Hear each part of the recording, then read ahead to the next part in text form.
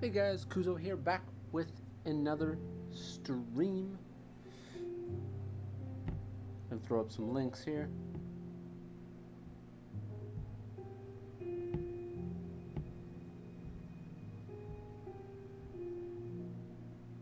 Bam. Just gonna throw up that link. Alrighty. Alrighty then. Let's get to some drawing.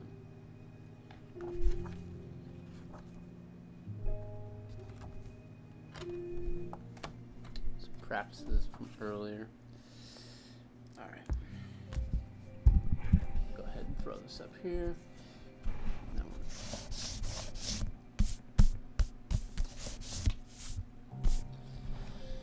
Okie dokie. Let's get in on this. It's 4 people in right now. 5 people.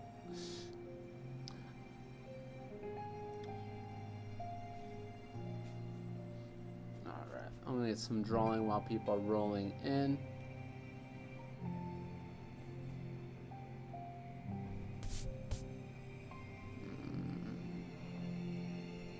Let's just do a quick. Oh, there we go. I need to make sure this is moved over.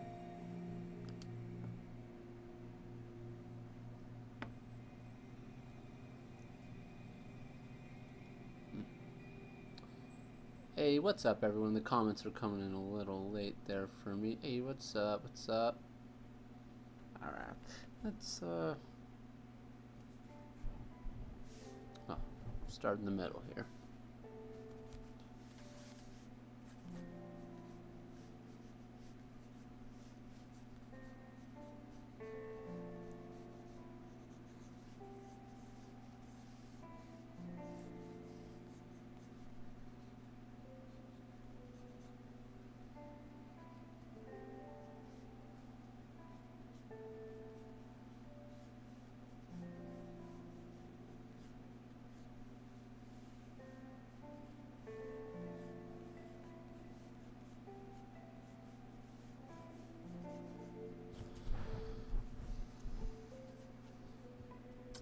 Make sure, yeah, I want to make sure it's focusing here, because that's when we get the best quality. Yeah. Hey, what's up, everyone? Young Whirl. What's up, Link? What's up? It's Nilo.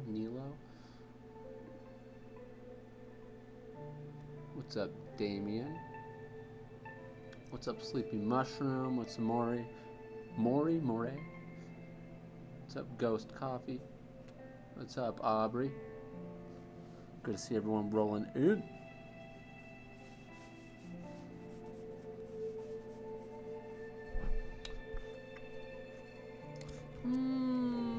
Let's not elongate the body too much.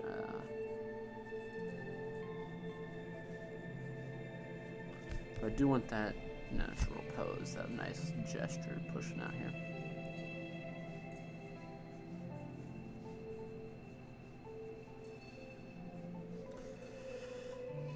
I don't want to widen his shoulders out too much. I want to keep them at a decent width, not too wide. I've been making my shoulders really wide recently, and I typically like keeping them a little more reserved, unless they're much older. Hey, what's up, Christine? What's up, Jeffrey Hart? I got work tomorrow. Shoot. Yo, Kuza, how are you? I'm good. I bumped my head. I got like this again. I bumped my head again. I guess I just have a very, very easily hit head. Other than that, I'm doing fine. I thought about putting a band-aid over it, but I don't have any normal band-aids. I have like these weird looking band-aids that, like, if I put it on there, it would look even more weird to have the band-aid on there, if you know what I'm saying. Alright.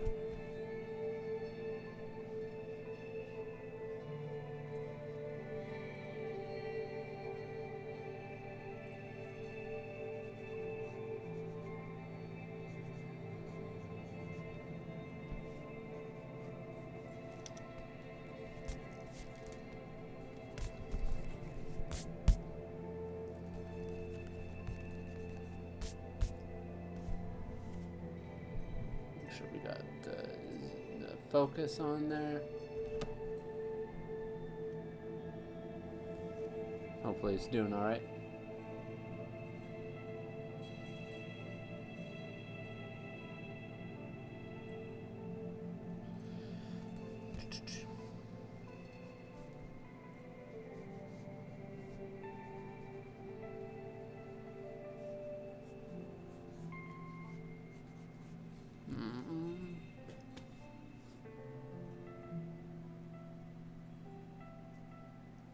So I'm kind of trying to think of like a design or something I would like to do on this character, but I don't know. I don't know.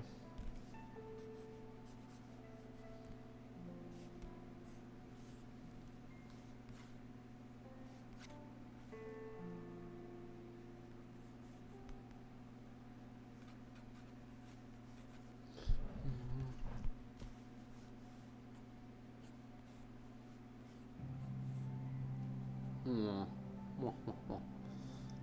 know.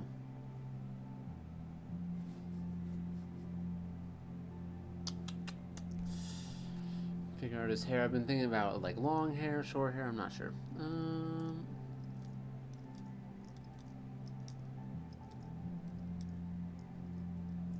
No, I don't touch. Just having conversation. Caught a stream 2 days in a row. Awesome to hear there. Alan Crit. Alan Crit. Alan Crit? Alan Crit? Charmin. Let's just say that. Charmin.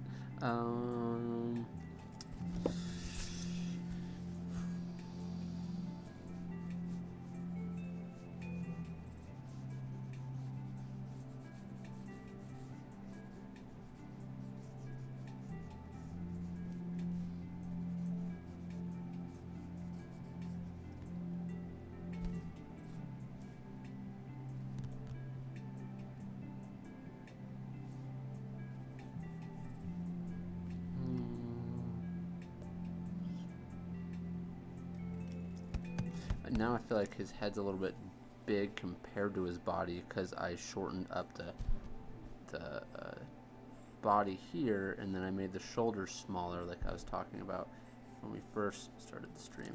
So now I feel like I might have made his head a little bit too big, or his body small compared to his head, since I technically made the body second, which means I made the body too small.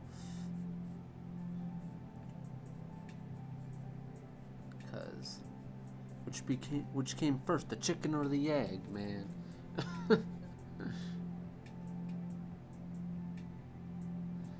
Mr. Kuzo, I need grinding on gesture drawing boxes, and have no clue to use grid lines. I'm struggling with drawing bodies in different angles with multiple methods.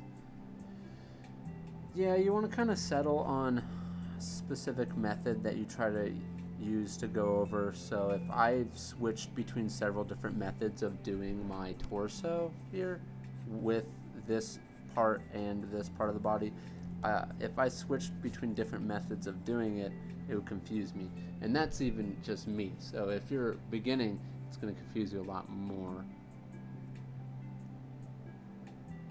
You definitely want to get a structure on doing that stuff and a strong grasp of fundamentals. Man, what do I want to do for this character?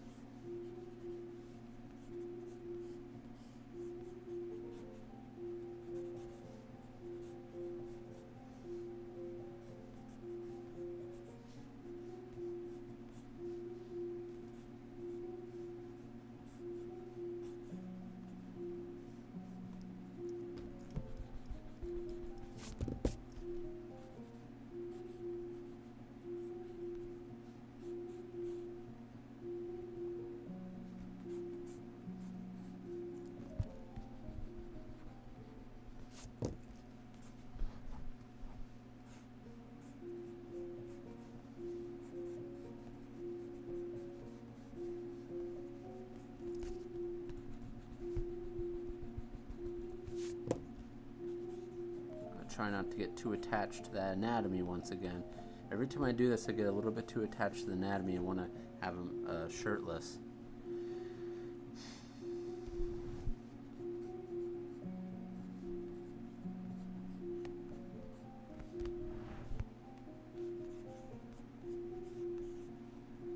What do I want to do here? I don't know, man.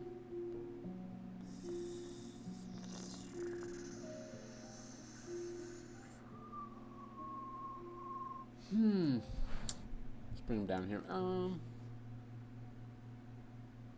How do you come up with costume ideas? You do a lot of studies of other stuff, of other designs. You kind of like, you basically learn shape design. Is the easiest way to learn how to do better designs and stuff. And I mean, shape design, you can just search it up on Google or YouTube, and then you'll probably get a video that gives you a better comprehensive like take on it. But in general, it's knowing like what sizes of things go with each other, and like you don't want to add like some like mixing two genres together. You have to know, one, they have to be a decently mixable genre together, and kind of like if you try to mix cyberpunk with medieval, you would have to do it right. It's possible, but it's something that typically doesn't go together, and that would be a hard thing to do, but you could do it. But there's certain elements to where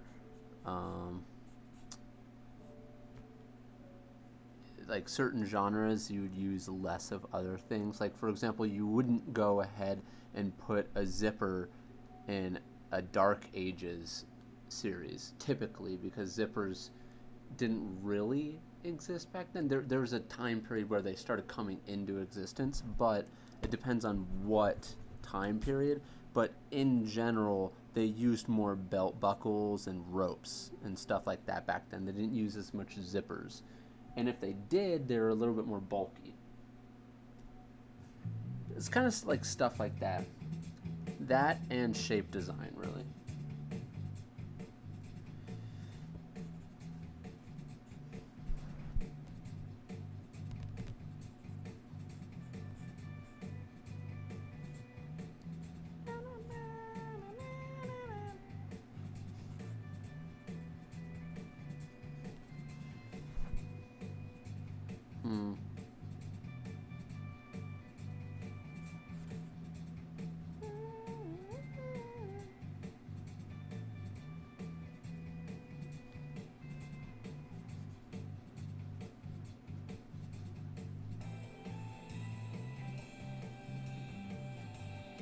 Oh, sorry, you guys can't see what I'm doing up here.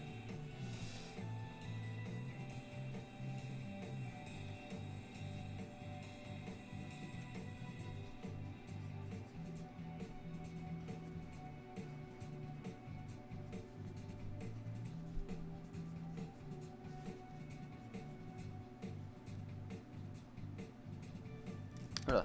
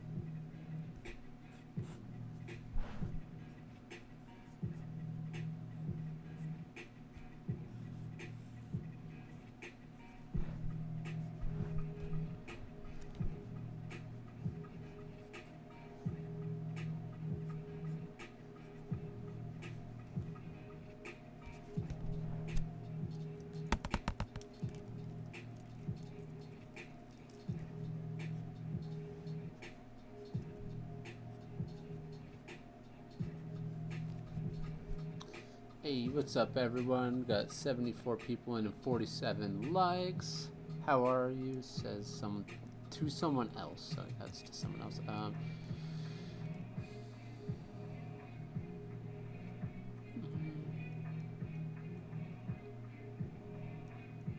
How to draw smoke. I mean, really, there's a lot of different ways to draw smoke, but I would say your best bet is to look on Pinterest and find a type of style to draw smoke that you like. Depending on what it is, I mean, you draw smoke like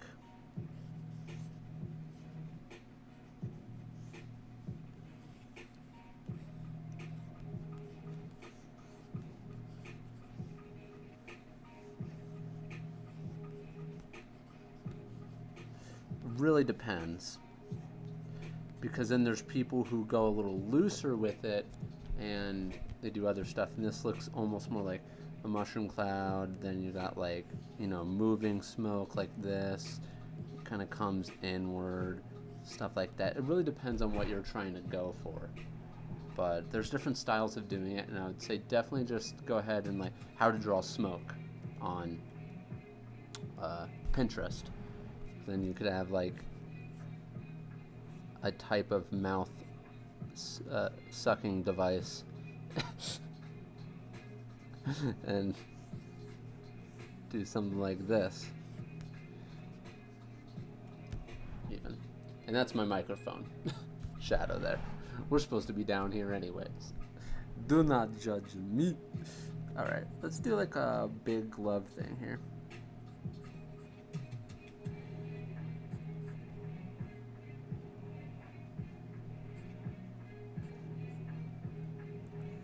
Decently sized glove here.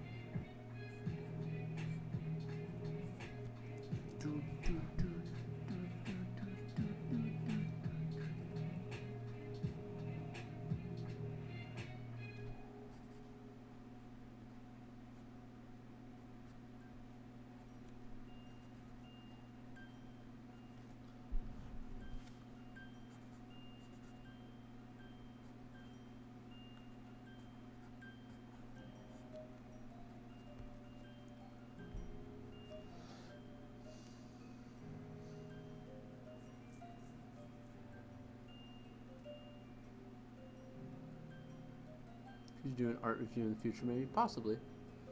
I could possibly do a live one. But your best bet is also the my new series that I'm doing. That I'm definitely going to be doing another installment of, called Your Art Sucks. Once again, I'm not actually saying that to people, but it's just the name of the series, so that way, you know, it's a bit more clickable.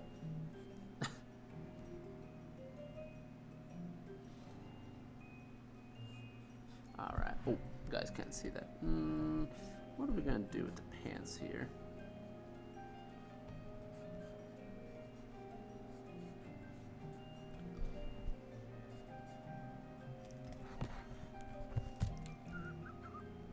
And my phone keeps on vibrating.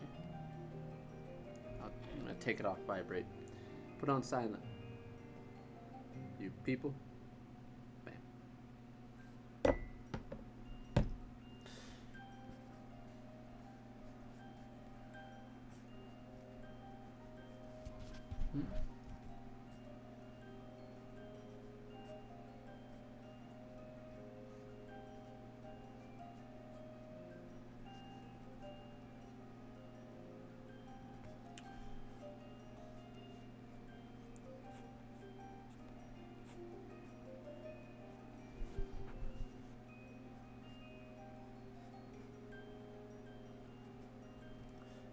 Cool.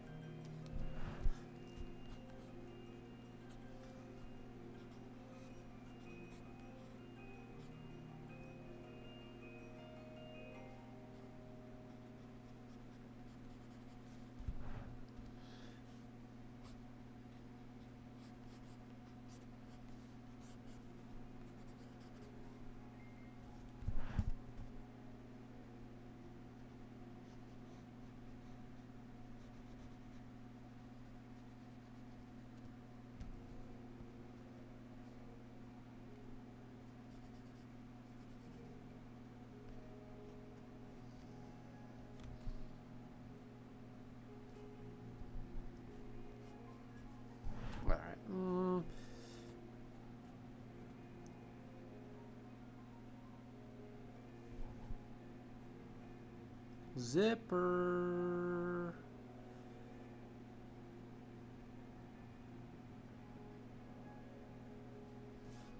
Do you see that zipper game right there?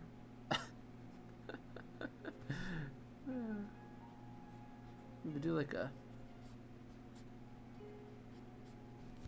zipper up there. Cool, cool. Yeah. Why not?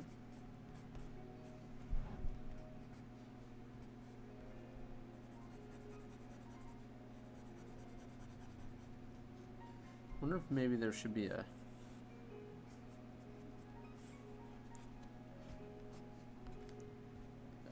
thing there. It's not supposed to be centered, by the way, the zipper. It's purposely not centered. So if you're like, wow, that's kind of not centered, yeah, that's why. Just in case you're wondering.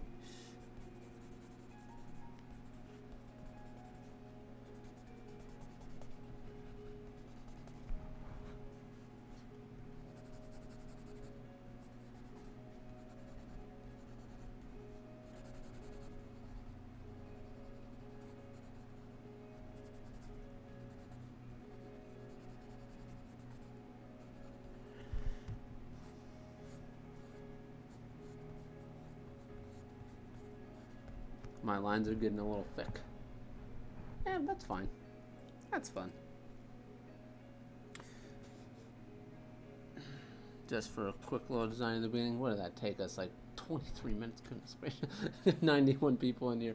Good to see everyone. What's up, Pickle Rick? Cool design, bro. Thank you very much. The accent. I'm trying to mix modern with ancient Egyptian clothing. You think that could work? It can always work. You just have to know how to do it. You have to know the types of things from each one to add in, how big to make them, how much to exaggerate it. It's a whole process, really.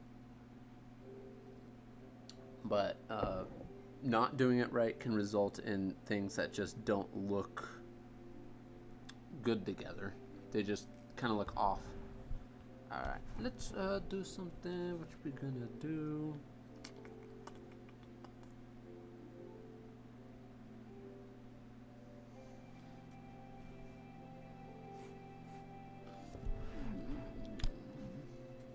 I don't know what I'm doing right now, so let's do this is the torso. Let's do something. I'm not even imagining this in my mind. What should I be doing here? Yeah, I guess I'll try that. Yeah, based on this. Okay. I thought of something based on the torso shape that I had there.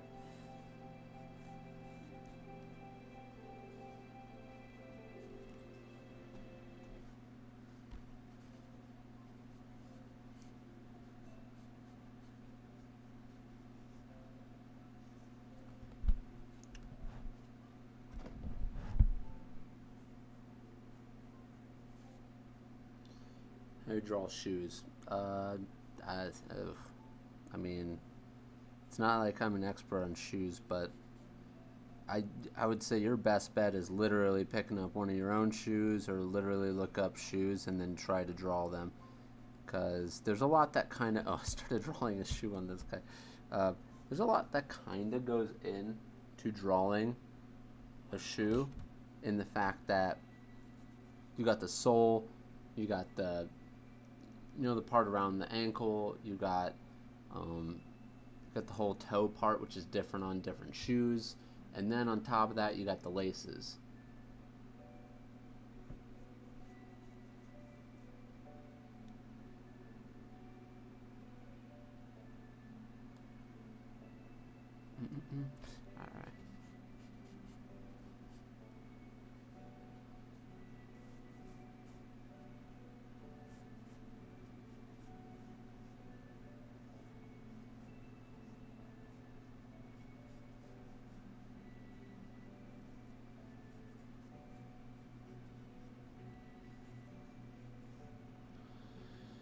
All right.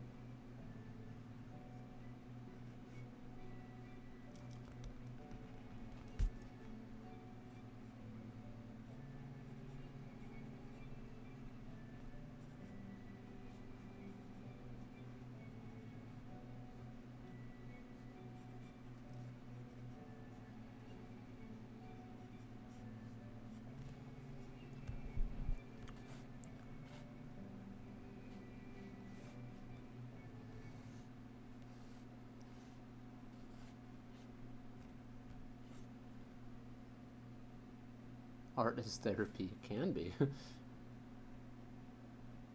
My shoes always look like clown shoes. I can understand that. Especially when they're worn enough. 93 people in here. Good to see everybody. How did you learn how to draw anatomy? It was a long process of learning how to draw simplified shapes for the basic anatomy structure, such as torso, the mid part. So kind of like learning how to draw these somewhat simplified shapes. Oop, this looks horrible here.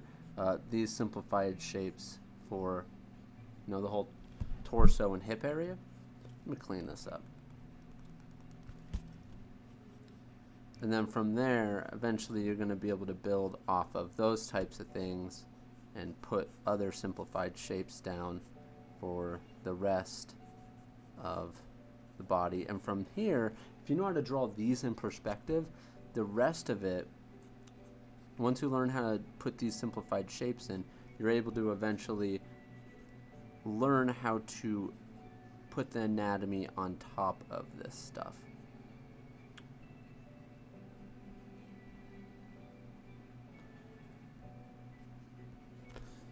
That and stuff like that.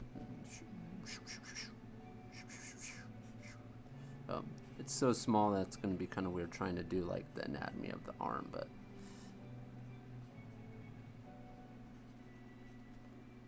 you get the idea.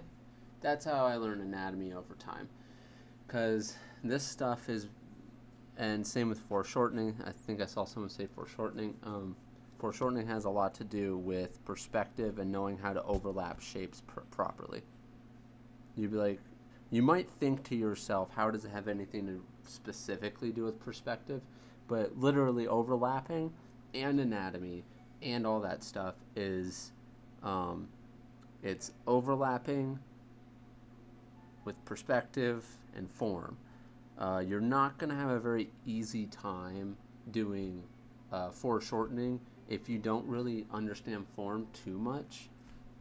And then perspective is what allows you to kind of understand over time, understand the feeling of depth when an arm's coming towards you, and understanding how much bigger to make this hand doing something like this. Supposed to be the ugliest finger alive, ugly thumb, compared to if his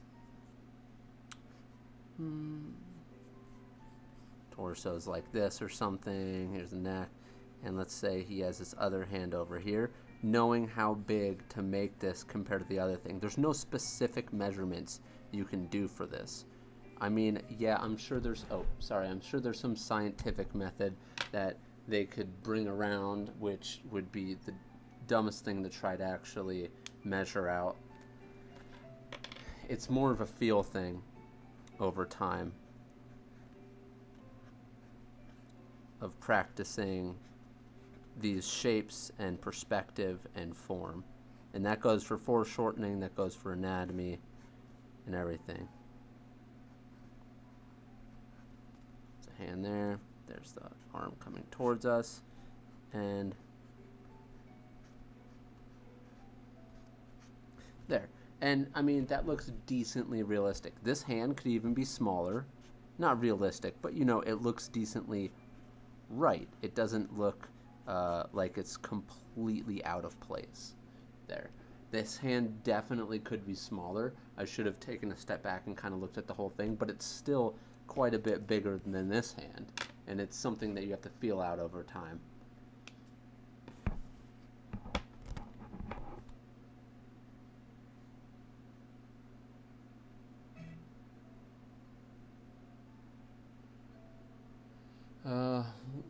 Will you ever do an updated and revised version of your how-to vids? Yeah, I will. And I'm also going to be doing Patreon stuff for that too, but I will be doing stuff similar to that as we move forward with the YouTube channel.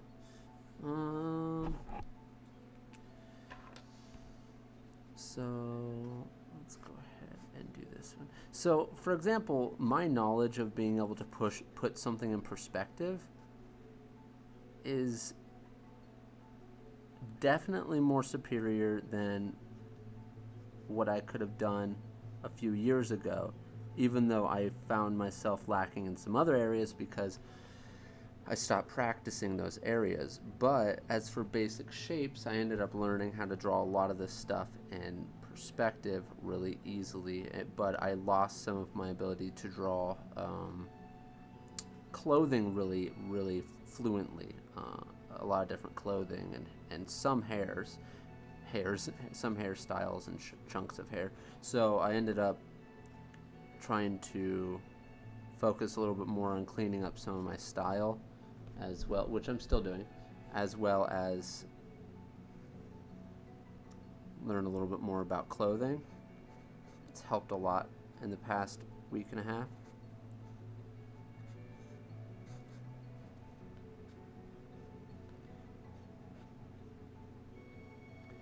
You got to kind of focus, find the things that you know you need to work on. And some people might be like, well, I need to work on everything. It's like, okay, then you have to find out where to start. There's always a starting spot. You got to start somewhere. Typically, it's the head. To be completely honest, it's typically the head.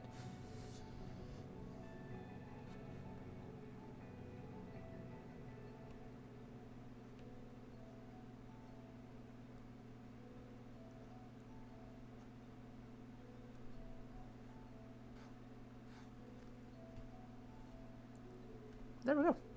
That was a fun little position to do.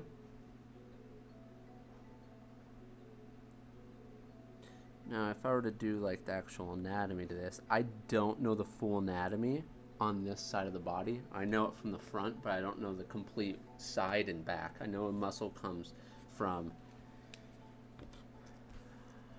I know if our character had his arm up like this,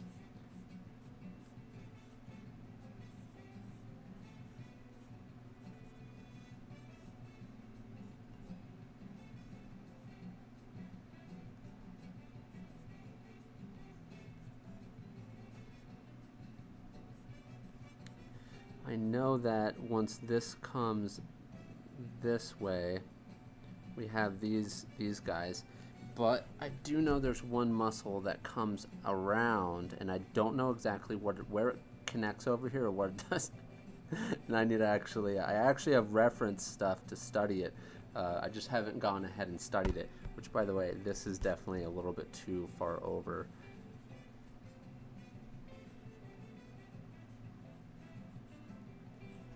Armpit area.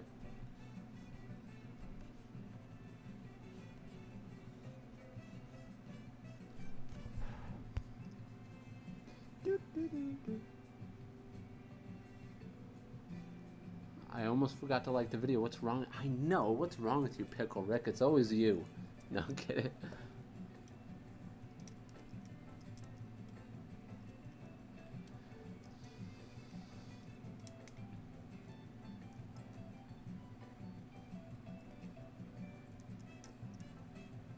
Okay, so this is actually kind of a funny one.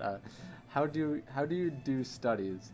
I find it hard to do studies in general. 1 minute in, and I'm drawing something completely different from what I should be doing. Well, that's called focus. That is legitimately just a focus issue. Because if you're not disciplining yourself enough to stay on track, of course you're gonna not draw the thing that you're supposed to be drawing. Honestly, that is something you can get better at, is discipline and focus. Keeping yourself on that drawing when you're like, oh, I don't really want to do this, and then you're like, okay, I'm gonna make sure I at least sit here and try to make this as accurate as possible and finish this study for what I'm doing. I kind of said it as for what I'm doing, because when you're doing a study of an image, it doesn't always mean you're doing exactly how the image looks. You could be studying a specific part of an image. Like, for example, if you look at a pose you like, You may not draw all the clothes perfectly. You might want to learn how to do that position if that's really what you like out of that image. So you end up what? Doing a study of the pose and not the clothes. Kind of rhymes, but that's kind of what I meant by that. But you sit there and you actually finish it, and then you'll be like, after I finish this, I'll move on to something else. Like, so you gotta kind of keep your focus up.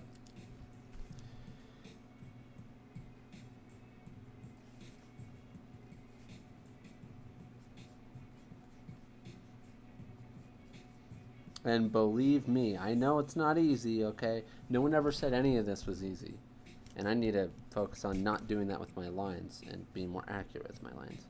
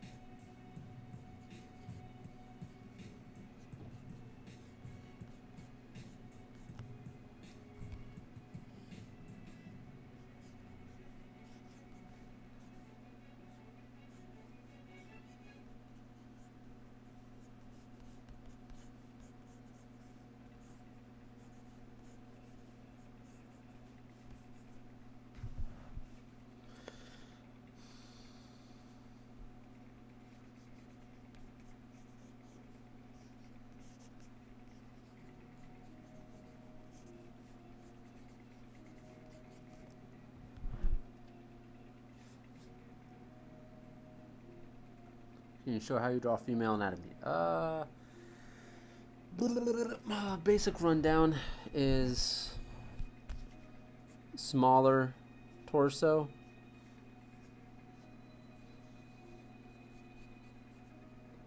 decently sized hips. Oop, let's pull in that torso a little bit. Keep those shoulders small. Thicken up the legs a little bit. Come down, come down, come down, come down. Hands about halfway to thighs, just like most of the characters. Depending on thickness and weight and type of character shape you want, you can decide on thickness and stuff like that. Younger characters, typically when you go to younger female characters, typically have a pretty thin neck, very small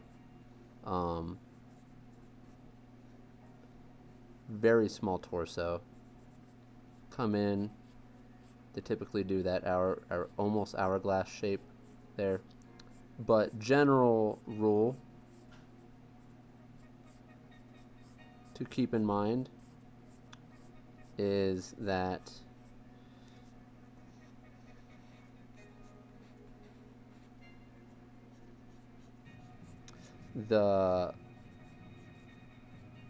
from what I find, the general rule to keep in mind is the shoulders are typically around the same size as the hips. Almost. It could be give or take. And I'm talking about actual shoulders here. Are just about, notice, almost the same size as the hips, give or take, roughly. Then you can always bean it out.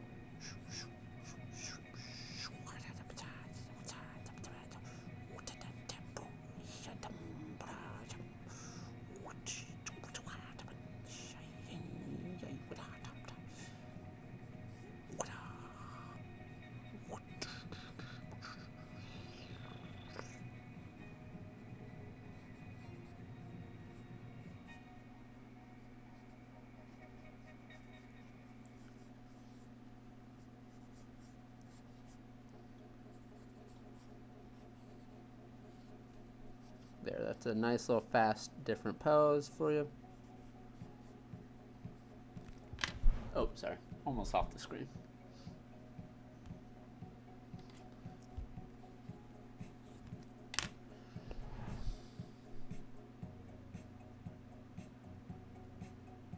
I like the sound effects. So someone, Bic pencil. Probably someone asked me what pencil I use. Any female hair ideas? I mean, just kind of, hey, we've got 127 people in it. Good to see everybody. So, female hair, I don't know. It's long. It can be short. Literally just, I mean, you could look up female hairstyles on Google and probably find something that you might want to draw or replicate. Female hair styles. Search, and it could be realistic people.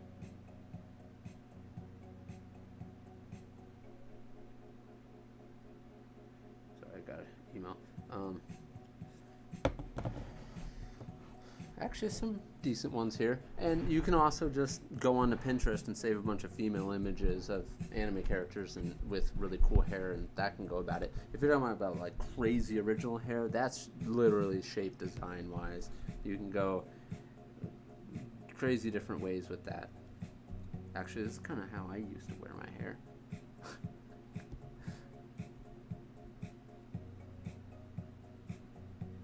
Oh, I'm not even in the full. You guys can't see it because I don't really want to go in here and accidentally.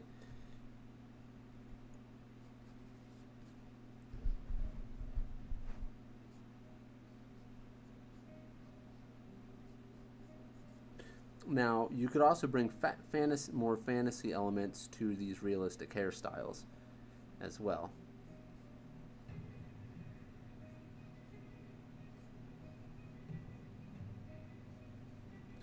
My own pose, by the way, just kind of roughing it out.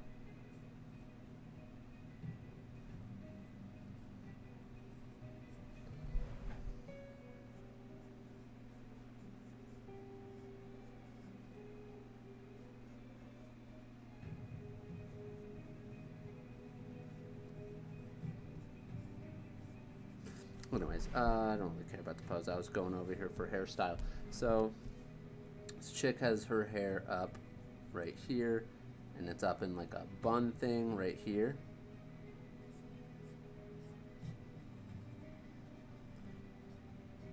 But it's coming down the sides. Now, what I could do, and it's coming down the sides from even down to the back. Now, what I could do is make this a little bit more wavy on the sides compared to what hers is, and then maybe I could just make it pretty accurate to what hers is. Now, if you wanted to add some characteristic to this, you could technically take the bun and let's say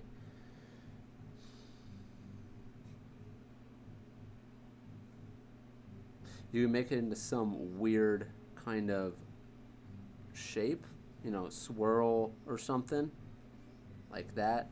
You could make it into a heart. You could make it into a rose-looking thing. You could make it. There's a lot of different things you could do, and it's just really thinking of hair designs. It's looking at other hair and also shape design, and also also just knowing how to draw hair in general. And by the way, the hair I was going off of was this hair right here. I don't know if there's anything bad on here, but yeah, there you go. That's the hair I was looking at. How do you find out what to draw? I mean, anything you want, anything you like. If you're having a hard time drawing and don't know what to draw, go ahead and do a study. That's the best thing. A really good artist I know, well, I don't know, but I watch, had said before, if you don't know what to draw, it's actually the lack of being able to draw. Because if you know how to draw well, you will obviously be able to draw essentially anything. So you not being decent at drawing is the limit. So that's why I said if you can't conjure up something to draw in your head, do a study.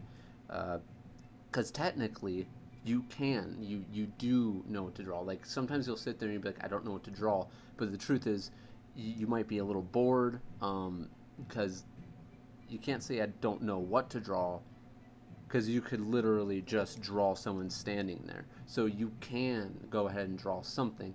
You're just, maybe you're trying to think of something more original, which in that case, a lot of the time, something a little bit more complicated and original, you may not know how to draw that already. So it's one of those things.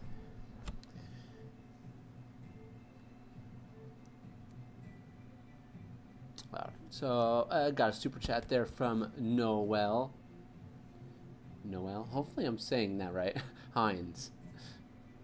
Noel Hines, super chat. Thank you very much. I really do appreciate. Do a sketch of a big muscle guy, please. I'm not super good at big muscle people, but my general understanding of them would be making everything bigger. So let's make a general head right here. And I'm going to try to make it look a little less teenagery, obviously. So I'm bringing the eye line up. Jaw's a little bigger than normal. And I would make the neck definitely bigger. The triangle we always do would be much, much bigger. Now, I'm going to do that torso-ish shape. Now, this torso-ish shape is going to do a nice curvature in there. We're going to have some big old arms here. Now, we're going to come in here and do a circle, underwear, big old thighs. Now this guy's obviously massive. Now I would just follow also the general shape I normally do with this, but now I'm going to go in and emphasize on these muscles. Now, having someone extremely muscly and knowing the directions of these muscles and like the little parts of the muscles would obviously help a lot. But this is more so like Dragon Ball Z idea, where I'm just simplifying these muscle shapes but making them much bigger.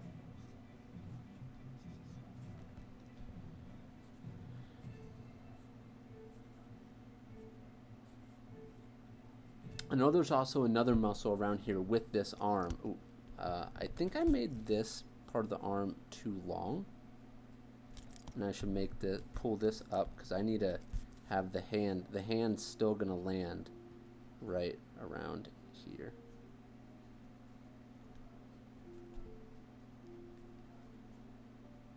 There. You can kind of see where I'm exaggerating everything that I normally do here. I'm just exaggerating everything, making it much bigger, much more defined. Of course, the head might be a little too small for this, so I am going to make this a little bit bigger. There we go. Come in here, those muscles. And if I wanted to draw someone a lot more muscular, a lot more accurate, of course I would go and find like accurate muscle reference that looks really good to be able to replicate something, so that way I'm not just blatantly doing it wrong. So if I wanted to make this a lot more defined, I would go ahead and do that, because you want to make sure your work looks good.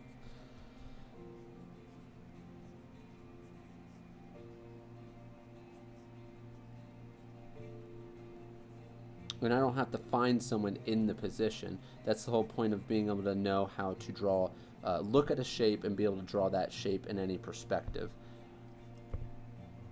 It's the whole point of learning the fundamentals and just being able to take a shape and put it in perspective that maybe you didn't know before, but the fact that you know how to take these shapes and move them around in perspective, just any shape really, understanding those fundamentals is so important, because I could not know how to completely draw an animal or these muscles, But if I were to be able to draw these basic shapes just bigger, these ones, these really basic torso shapes such as this, just be able to draw that bigger in order to kind of block in this, and then I go and look at real like muscular people, I'm able to overlay those muscles I'm looking at there onto my character because I understand form as well.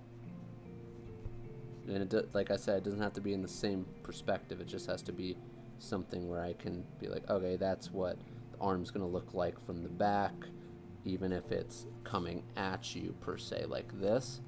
I would still be able to relatively understand how to make these things look from those perspectives.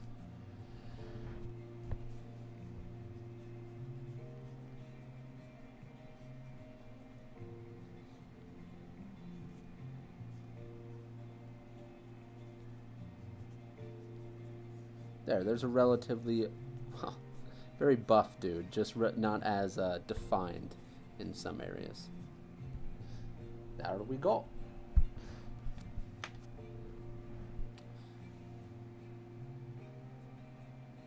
Do you think you can draw King Shark from Suicide Squad? Not right now, but once again, thank you very much for the super chat, and good to see you, Pellowhead Creations. Hey, at work, but I'm gonna enjoy this while eating lunch. Sweet, man. Thanks for hopping on, and hopefully you have a good lunch, man. Hopefully work's going well. I know how that is. I don't know how long your lunches are. Mine were, depending on the place I worked at. The last place I worked at, my lunches were 30 minutes. And they had to be 30 minutes, legally. The other place, they legally should have been over 20 minutes, but that boss is insane, so.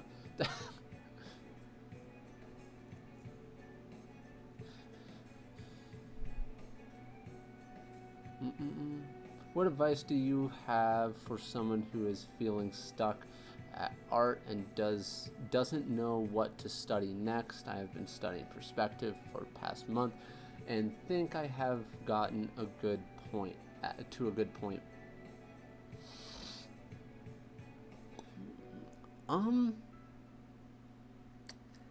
Here, go ahead and try to draw something you want to draw. Look at it and objectively kind of say, what are the things that I actually had a hard time with on this? List them out, and then pick one of them to start practicing. And pick the one that you think you probably draw the most. Like, for example, faces. That's a big heads. That's a big thing to start on because you normally learn how to start from the head, then you learn how to go down to the shoulders, then you do the chest and the arms, and so you kind of want to do that and see what you want to work on, see what you need to do, see what you need to work on the most. Other than that, like the actual hard work that you have to put in, make sure you also take time to just do the stuff you want to do as well. You should practice a certain amount of time a day, like an hour or more, but when you're talking about the hard things. But then you also want to make sure, if you want to do more than that, do it. But just make sure you have a minimum, and then go ahead and do the stuff you want, because you want to remember to have fun with art too.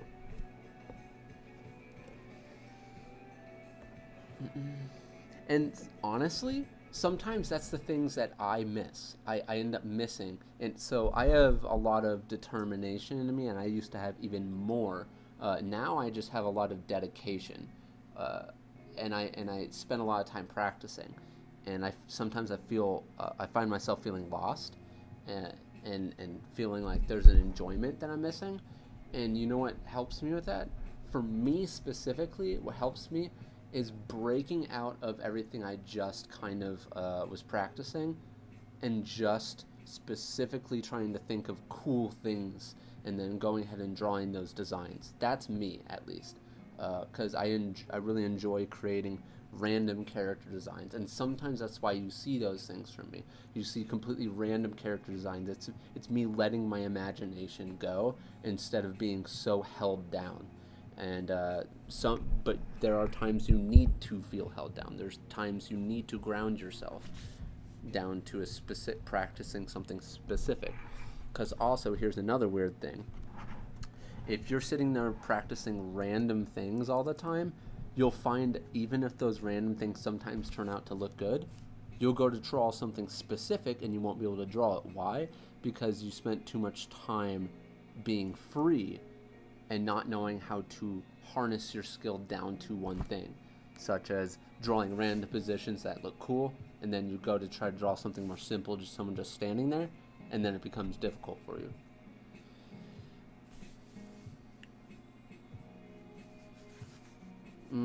I almost drew something.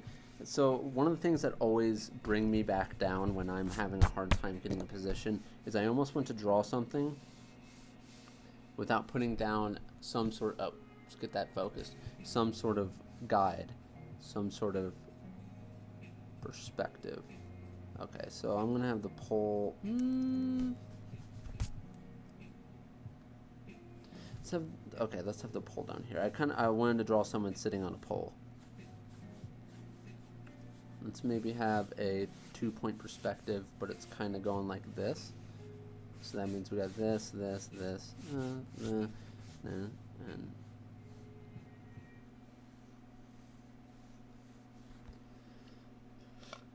all right.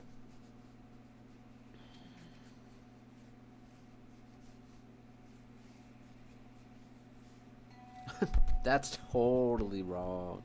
Oh goodness. It's not focusing again. Let me move this real quick.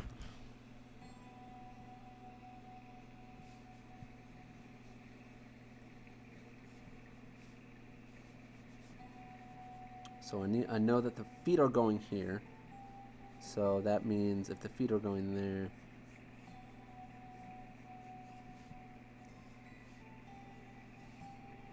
that means we need some balance here. So the person going to be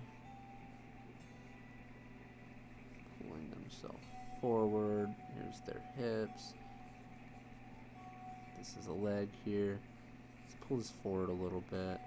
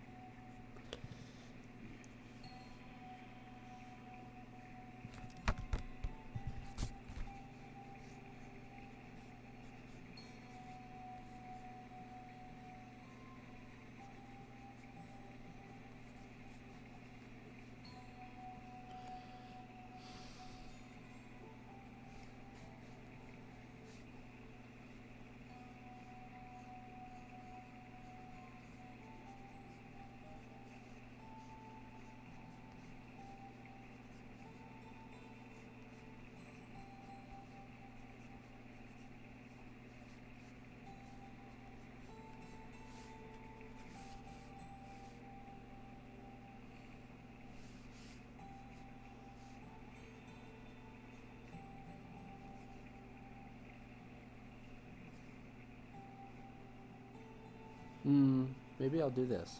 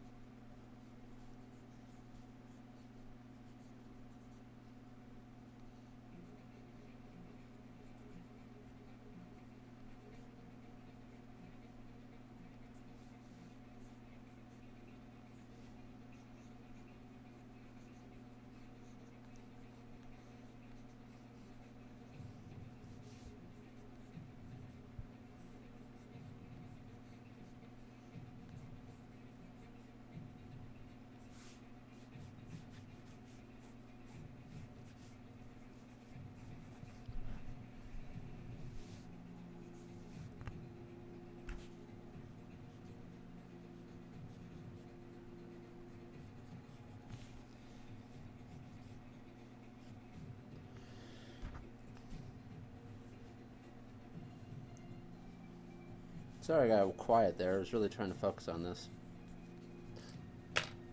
Alright. Oh my gosh, it's Itachi Uchiha. Oh. Not quite. He has a spear, but I know what you're talking about. And he's not quite in this angle, and he's not looking somewhere. So you're comparing two people that are on poles. I'm sure there's a lot more people on poles than that. Especially strippers. Can't believe I made that joke. What's good, everybody? Says Ebony Gyro. Good to see you. What did I miss? A lot. No, I'm kidding. You didn't miss anything. My internet cut out. Oh, that sucks. How do you draw sitting poses? Pain. That is how you draw sitting poses. Painfulness. I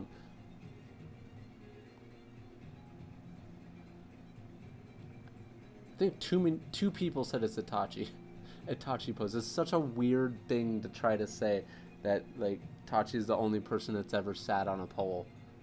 But that's funny. Bro, you are too wise. No, I ain't wise.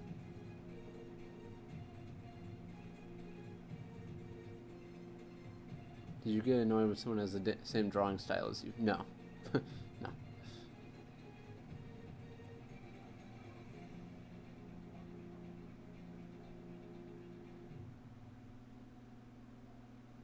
I mean, most of the time it's like, I kind of have my own style, so if someone's drawing like me, most of the people who draw like me and people see them drawing like me, they say, oh, you draw like Kuzomari, not, oh, Kuzomari draws like you. So, I mean, I don't really, at that point, I don't care.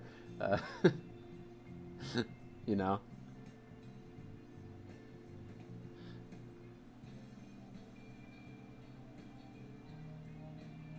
Hey, what's up, Jasper Stories? Hey! Yeah, Jasper Stories. You're the content from my most recent video. Or should I say, the winner. To get the the review. I know it took forever, but I'm going to be doing those a lot more frequently for my Patreons, for sure.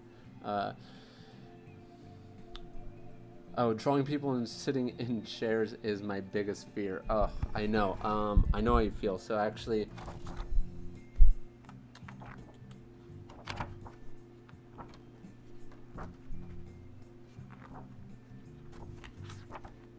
I drew someone sitting in a chair earlier.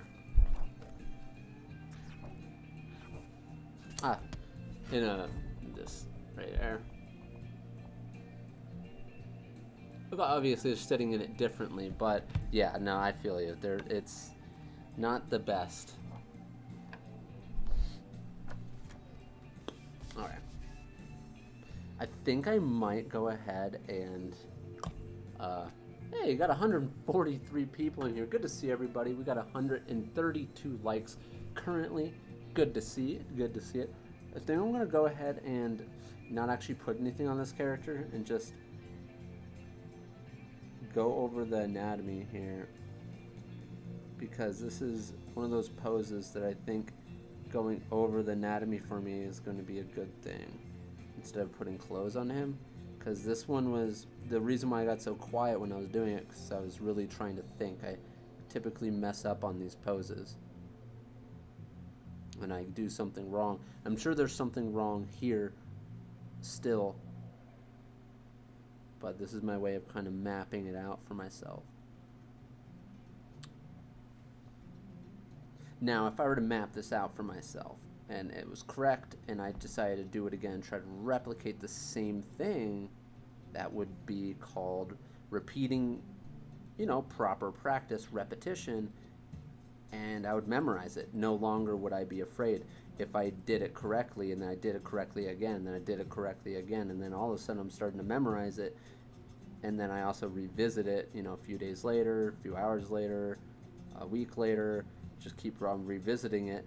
No longer will it be your fear. Literally take Naruto's first chapter as an example. Shadow Clone Jutsu was his hardest thing. He ended up finding a book and finding out how to do it, and he did it over and over and over and over again. Then it became his strongest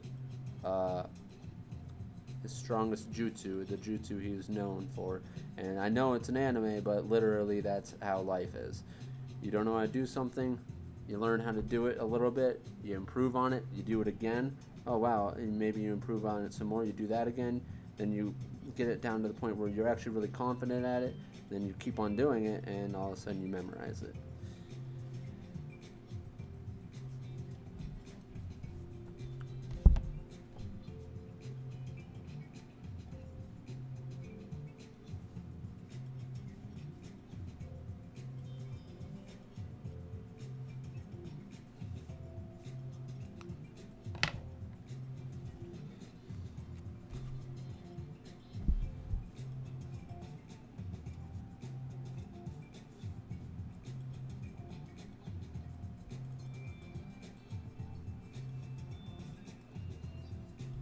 Bam!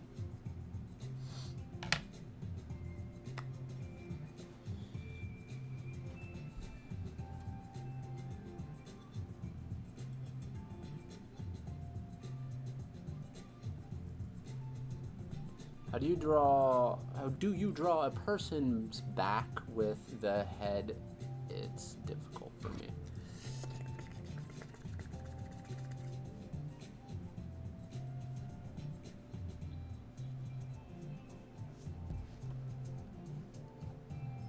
That torso shape I've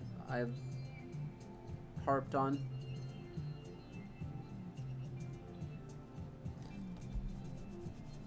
I do not want to forget my gesture.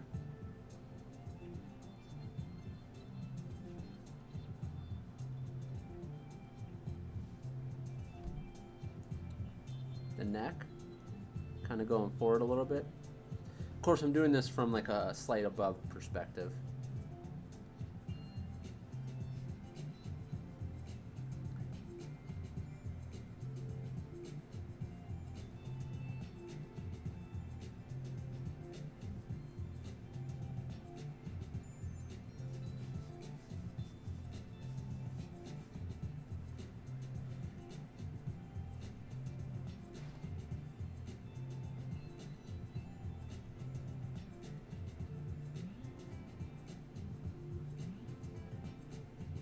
I've actually been doing some practices of these. Not like, I did a few of them on stream.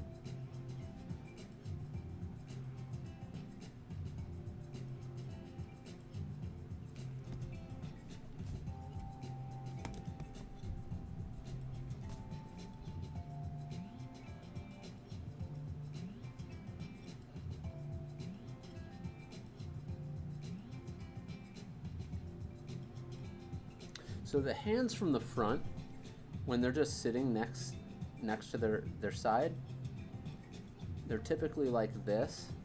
So their front is showing more than the back. So from the back, almost like we'd be seeing a little bit of this and then all the fingers there. It's something very difficult. You need to take this one step at a time. I would say obviously focus on this part first. And by the way, just letting you know, you could totally look up, like, on Pinterest, back anatomy or something like that, and it'll show someone from the back. Eventually, it'll also show, like, anatomy and stuff, but you'll eventually find something that you're like, oh, okay, I kind of like this general concept here of, like, you'll find an image that you like, and then you'll find another image eventually that you like. Then you eventually start building up a little portfolio on Pinterest of the back position.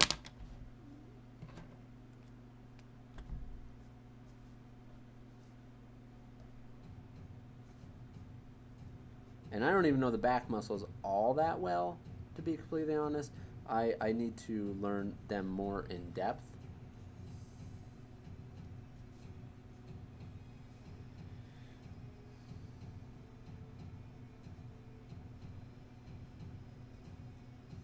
Oh, there you go for those of you who are wondering how to draw a butt. Dudes' butts have, they concave right there a little bit because of the way our muscles are structured in our buttocks.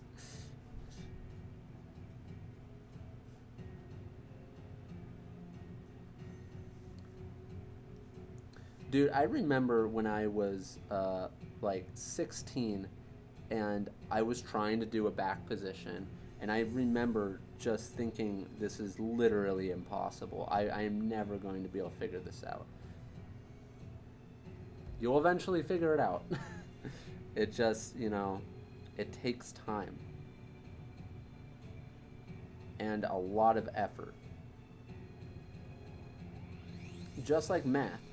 In order to be able to know how to do multiplication and know how to do 2 times 2, you need to know 2 plus 2 to even get there, So you got to start somewhere, and it's always a building process.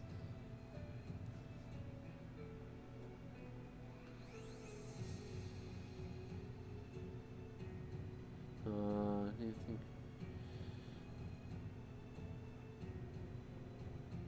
Do you think you could draw on mobile with your fingers? I do not know what you mean by that. I'm guessing you're talking about if there is an app and you could draw with your finger.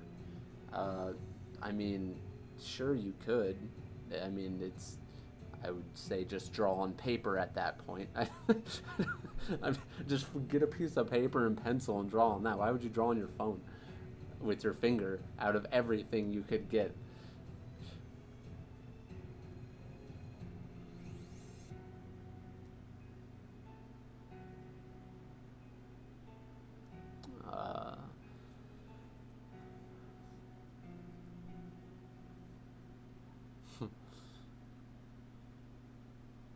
Why can't math solve its own problems? In a way, it does. It's called everything around you. Literally. Wheels turning every day. The world even being able to spin and exist how it does. It solves its own problems, alright? Someone being punctured by a bullet. I didn't want to actually say the full word. Who knows how YouTube's going to take that. We've got 156 people in here with 145 likes. Good to see everybody. Yep, that's the back.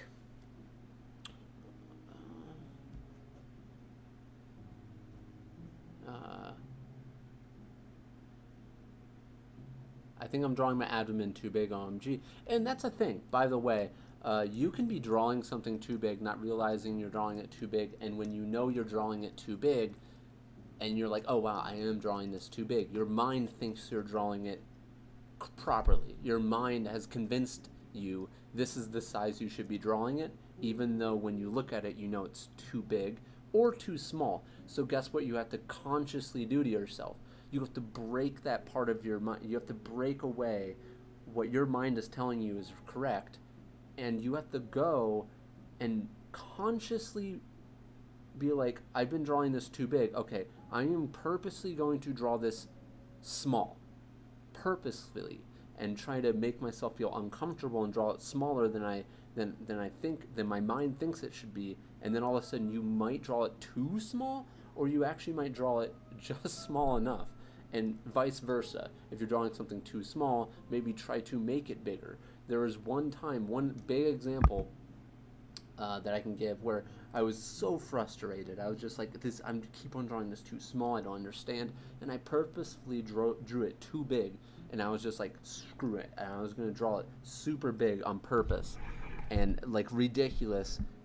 And I actually drew it to a point where it looked better than it did before, even though it was still it was bigger than or smaller either way than it was supposed to be. And I was flabbergasted. That's one of the moments when I realized your mind kind of tricks you into thinking you know something instead of you actually knowing the real thing. It's really weird. Okay, let's go down here. How you make your every drawing look so fresh and cool? Please give me response. A lot of practice and a lot of experience. Because the stuff that I draw, like this here, I've never drawn this pose. So what it is it's a matter of understanding 1, perspective, 2, form, 3, anatomy, and then on top of that, balance and gesture. It's an accumulation of all of that together. It's not just one thing. Okay, I should probably start sketching now. I used to draw my heads too big, says Pickle Rick. Yeah, for sure. Like, I did too. And I still do sometimes. There was a drawing earlier that I had done that with, and I started trying to fix it. Actually, I think we did that in the beginning of the stream. This one, actually, I still don't like how this one looks. This one, I don't really like how it looks, and the head's a little bit too big for the body. And I fixed some of it on my later sketches over here, because these were earlier today for practice. But yeah. Alright, let's, how long have we been going? 100, I keep on saying 100. 1 hour and 18 minutes. Alright. Can you draw someone holding a scythe? I don't know, man.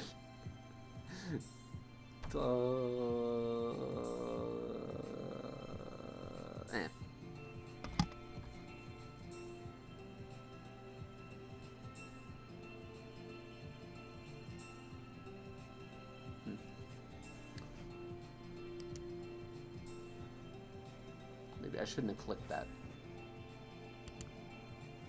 Oh, no, I don't want it to start lagging. Get out of there. Quit that, there we go. Alright, oh, sorry, I was kind of contemplating if I should start inking some manga real quick.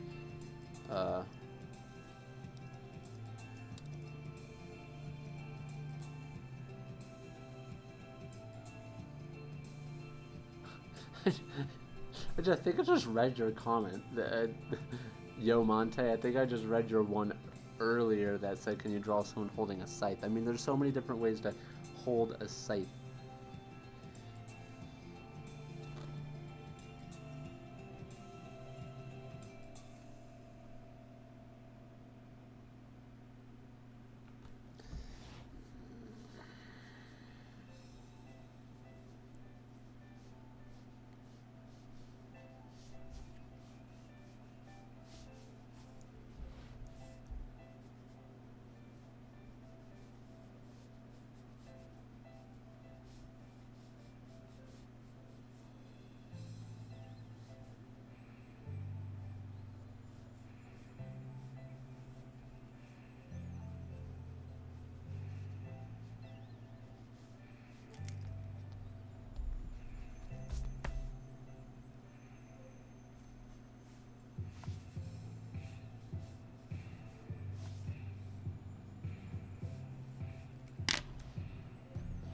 Bam!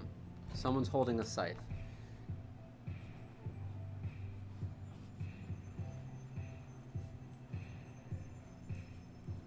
This is a super quick gesture. Alright.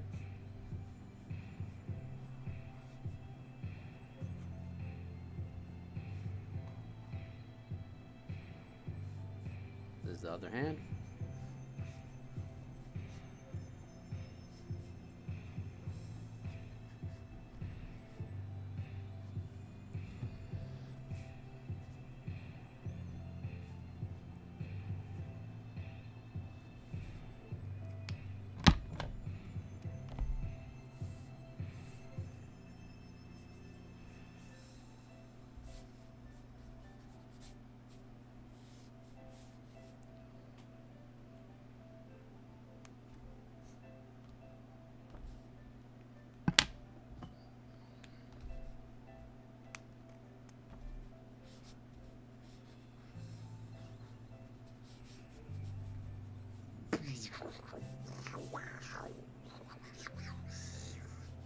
There. Someone's holding a scythe. Epically. Hey, what's up, Third? What's up, Third? I was actually watching your stream earlier, but I didn't want to, like, hop in when you're doing you were breaking down other people's drawings and be like, hey, I gotta go, because I was like getting ready for my stream, and so I didn't want to like break in and just say that because you had like just started your stream.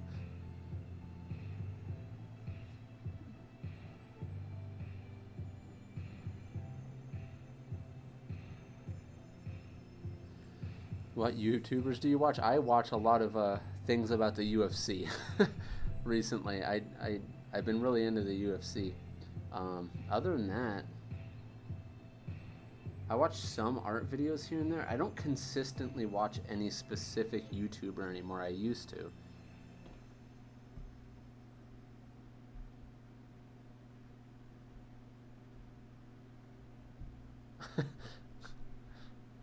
Can you draw someone? How are, how are you doing? I'm doing all right. I hit my head. I bumped my head. Other than that, I'm doing all right. Maybe it made me a little crazy. Uh, how fast did I draw that scythe guy? I don't know. Um, yeah, I should have said hi. I'll say hi next time.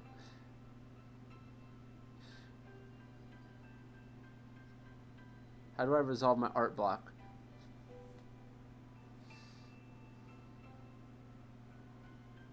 That's a hard thing. Art block can be a whole lot of different things together, and let me tell you, it really can. That gesture is nuts, bro. What? Oh, thank you very much. It probably was when I was doing this. Uh,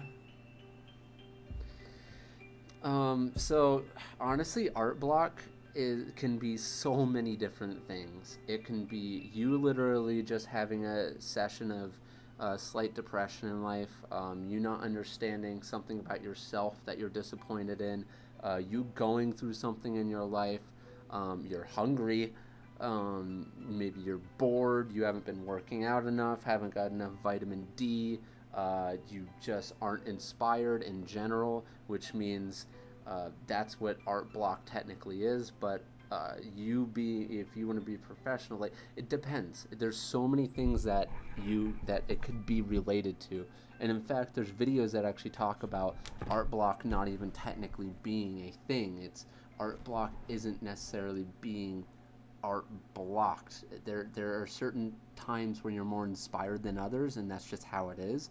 And then you saying I can't think of anything to draw is can also be burnt out, but also at the same time, depending on what stage you're at, it could just be that you don't have the knowledge to be able to draw something on your own and you're kind of worn out. There could be so many different things. So uh, you kind of have to talk to yourself and figure out if maybe something in your life is kind of bothering you. But at the same time, like for example, I've had art block when I'm immensely stressed about something. Like someone, for example, uh, just a few weeks ago, uh, somehow basically got my bank information and was charging things into my bank, and I was having a massive stress.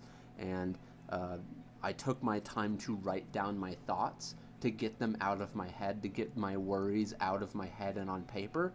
And it helped kind of calm myself down and understand myself a little bit in the situation that was going on.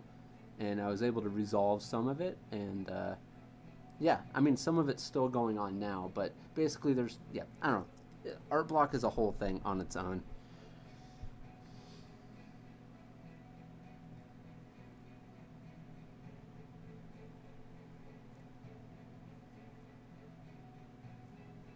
Do you recommend some lighting and shading stuff? Lighting and shading stuff, I would recommend literally searching that up on YouTube and see what's coming up, because that's how I learned how to do lighting and shading. Um, Lighting, you got a little piece of sun here. You got a nice little geometrical shape. Super simple version of it. Basic version of this is basically this part hardly going to be lit. This part's going to be lit a little bit more. This part's going to be lit even more. A little fun fact, technically the things closer to the lighter area is actually going to be a little darker than you expect. So let's do this. So it's going to be a little darker than this area, which you would not expect that. And bam. There you go. Go ahead and tap this with your finger, and oh wow, look at that, you got some value in there. Whoa. But yeah, to learn it more in depth, I would definitely suggest to search up that stuff on YouTube, and that's where I learned even just how to do this simple type of stuff here that you're looking at.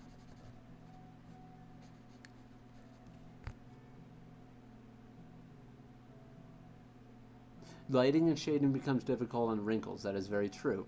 That is very true. And when you do lighting and shading on wrinkles, when you're learning like hard values, like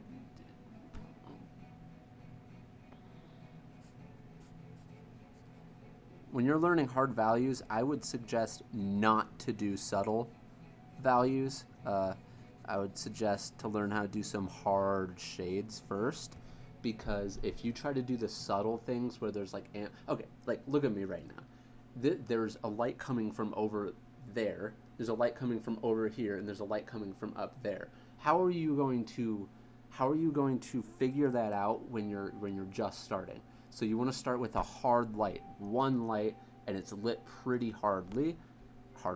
It's lit pretty hard, and that means that something on this side is going to be shaded. And we're doing this light right here. This is going to be shaded hard because it's the underpiece. This part over here is going to be shaded.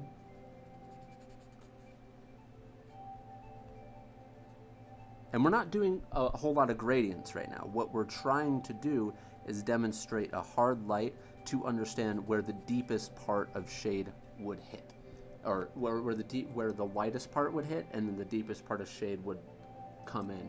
And that's a hard version of it. Now, if we were to try to, get a little bit more into the medium part, we go in a little bit further, and try to create a middle ground if we really wanted to, and highlights and stuff like that, and start getting it. But then the light technically wouldn't be as hard as we're trying to display there.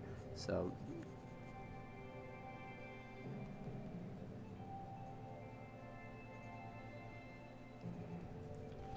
you see, we're getting a little bit more realistic. But then if we have something softer, like an ambient light with something that's almost exactly like this,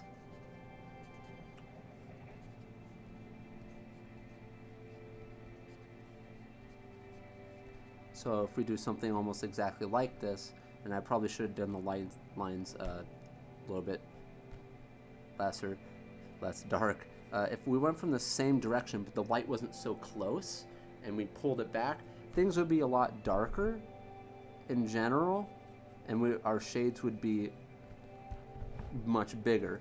But if we have just a generally big light that's more ambient, like for example the sun, it's just one ambient light that's really bright, and it's shining everywhere, and it's hitting the ground and stuff like that, you see more simplistic shadings like this. So it's going to be like this, but let's imagine it's not close to you, like a lamp. It's more close to you, or it's more further away, just like the sun. You're going to see more stuff like cell shading like this, and it's just hitting the bottom of it. So it's not casting a huge shadow downward, because the sun isn't that, it's not that strong, because it's so big. It's bright, but it's just creating little shades here and there. Of course, if this is more cell shaded. If you want to go more detail with it, you'll be like, oh, this is the dark shade, so over here is going to be a little lighter. We're going to go down here. Oh, we're going to go darker here. Get a little lighter there.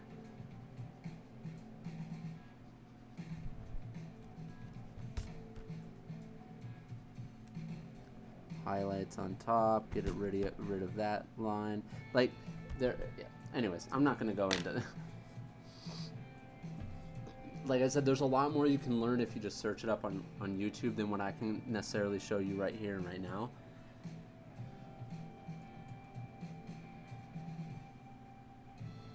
Like, for example, and by the way, you can forget the stuff that you learn. One of my favorite value drawings is in my Procreate here. It's a painting, and I don't know if I can find it.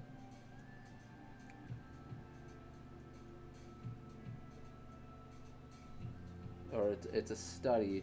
Oh, okay, so this is a page of studies that I did. And this is one of the ones I liked the most.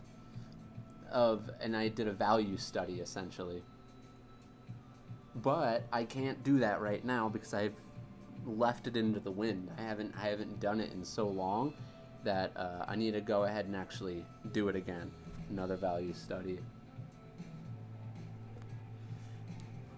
Well, yeah.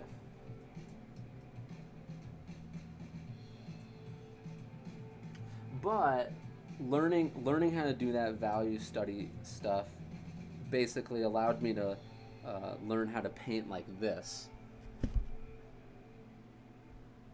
Because this is more so painting when you look at it than it is, full-on cel-shaded. But yeah.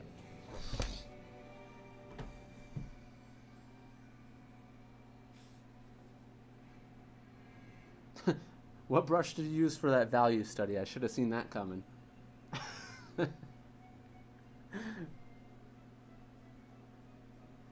Stream lagging or just me? It could actually be lagging. Hopefully not though.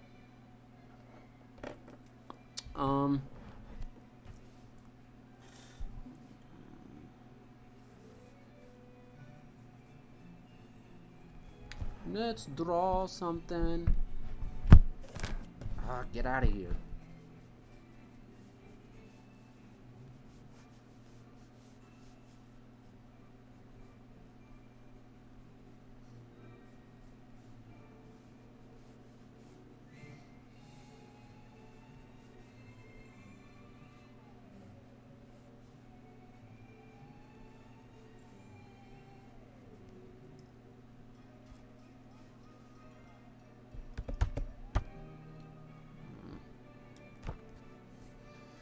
What am I drawing? I'm actually not imagining anything in my head. Okay, I guess I could do that then.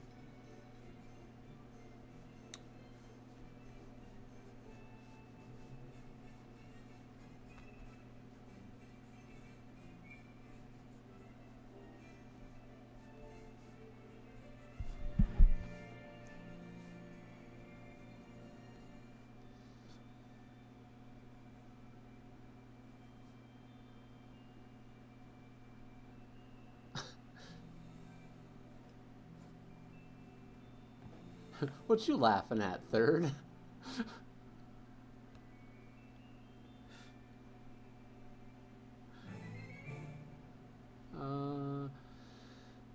Kuzo has mastered art. No, I have not.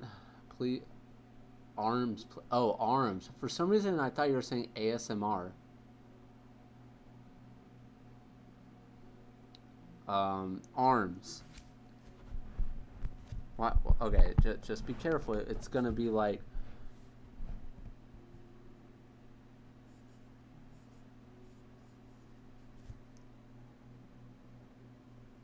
Hold up now. Literally, that's your base for your arms. That's quite literally the base for your arms. There you go. You got your arms for ya. There. But yes, please do not spam. That's your arms. And you'd be like, come on, Kuzo, that's ridiculous. That can't be your arms.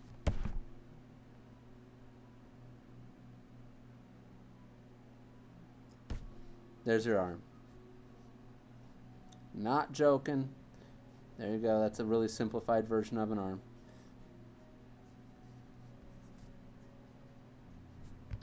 There you go. That's your arm right there. So it's small, medium, big. The rest of it you can also get on my Patreon. I actually have a whole arm tutorial on Patreon. So. But yeah, that's the basic of it. Small, medium, big. From there, you can actually go ahead and actually like that's quite literally the basic anatomy of an arm. You can do them in cylinders too. This could be the shoulder. Oh, that is all the worst cylinder I feel like I've ever done in my life. My goodness. This could be your shoulder. This could be the middle. This could be the bottom. There you go. All right.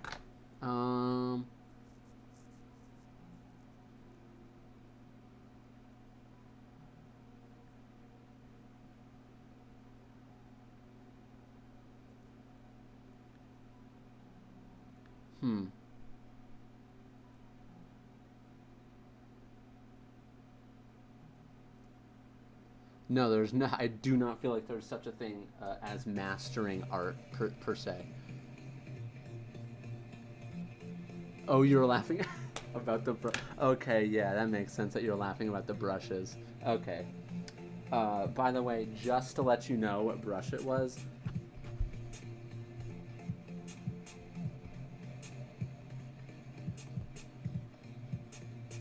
It's the round brush. So, if you look at... Where's my...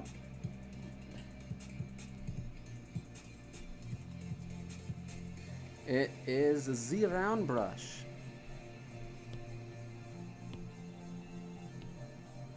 So it's this brush, but I just added pressure sensitivity. This is it right here. This is what I used.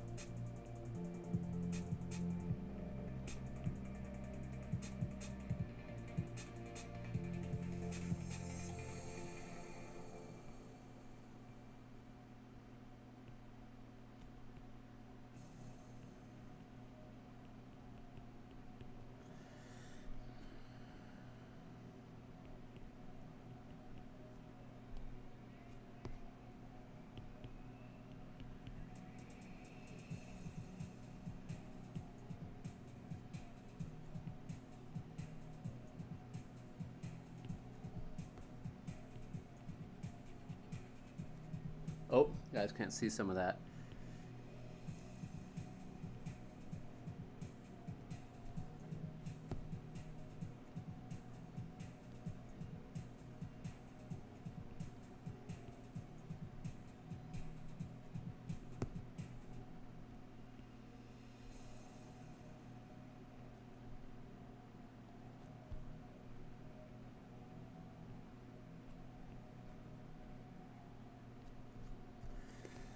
Now,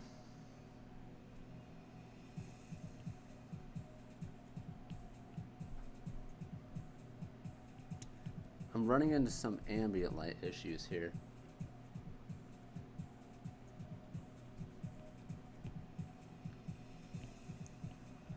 I'm not deciding exactly where I want my light to be enough, which I'm trying to have it come from above a little bit. So I should really be thinking about the fact that that's going to get hit, but this isn't going to get hit. So I want to make this a little bit smaller. I want to hit this up right here, hit this up right here. And this isn't supposed to be realism, by the way. This is just supposed to be me playing around here. And you can play around with the pressure sensitivity and make it however you want. This is literally the base brush. Like, look, this is literally this. There's no pressure sensitivity other than value to this.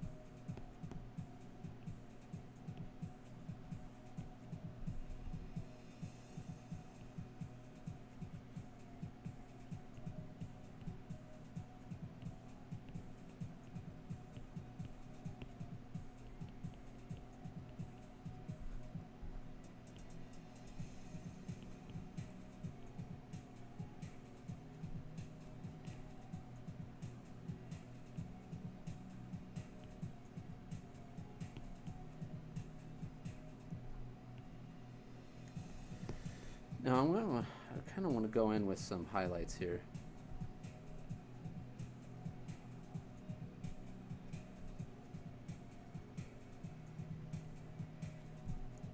Show where the light's catching. On the bottom of the eyelid, or technically the top of the eyelid there. Maybe a little bit in the ear duct.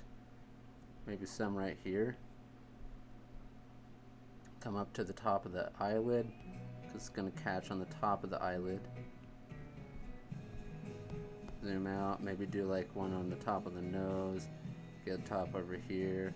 Maybe some on the top of the lip. Definitely some right there. Some right here on that part of the lip. Maybe make it a little bit bigger. Hit that part of the cheek.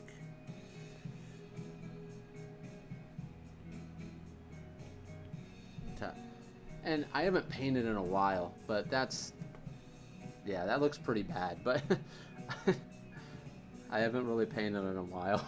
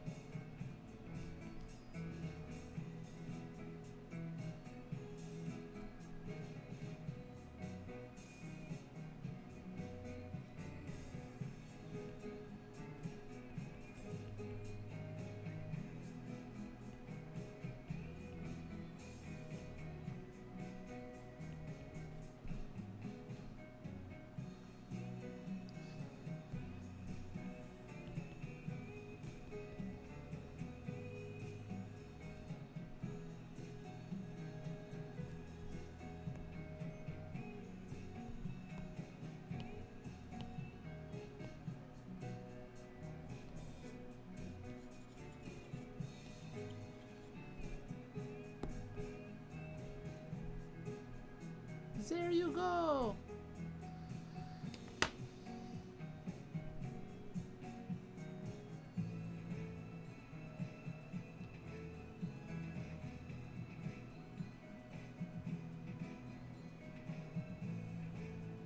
Do you draw slanted? No. Is it starting to look spicy? I could watch Kuzo draw all night. I've noticed we had a lot of people drop out.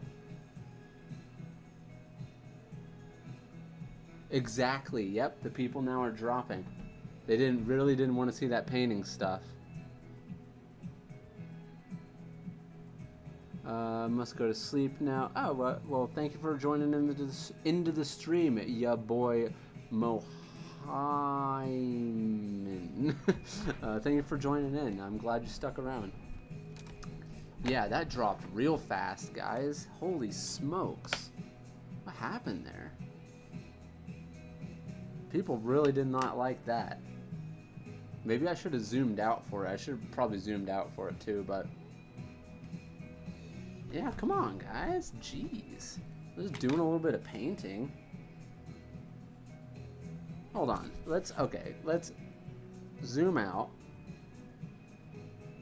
And let's go ahead and watch the time lapse real quick.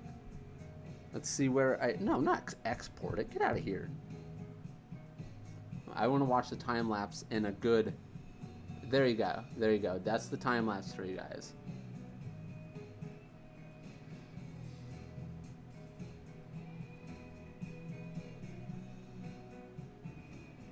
There you go.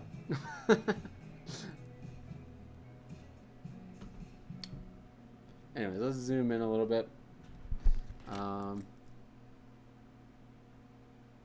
Yeah. I know, third.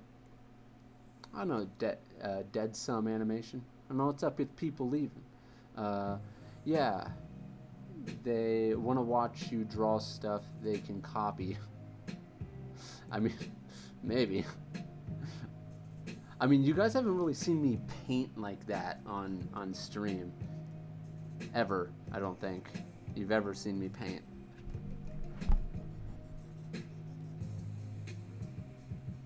Oh, I own a tablet and digital pen, though I really want to draw digital art.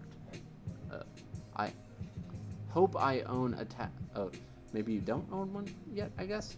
Draw JoJo's pose. No.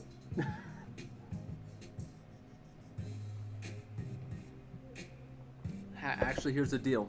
You draw JoJo's pose. I'm drawing this one.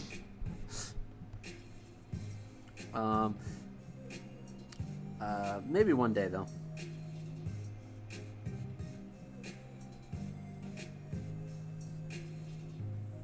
Maybe one day. Maybe one day I'll do like a request stream, but those, honestly, request streams are super tiresome. I remember doing them in the past because you got to look up the character and then... Blech. I forgot what I was going to do here now. It's supposed to be like some sort of weird like mask looking thing. So I'm kind of just randomly going now.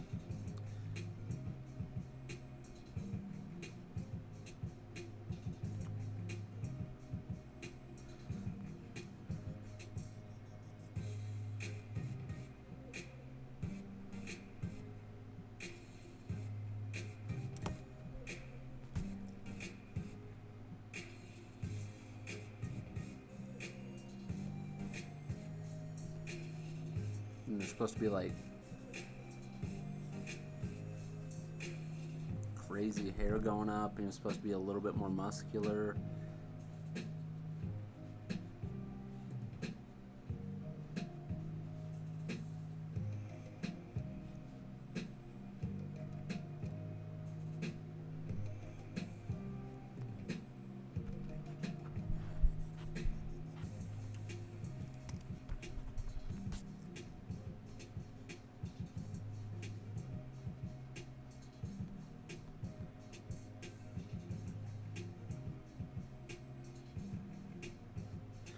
But yeah, something to know about painting is, like, for those people who are sometimes wondering about painting, painting has very little to do with the actual brush you're using. It has everything to have to do with value and color theory.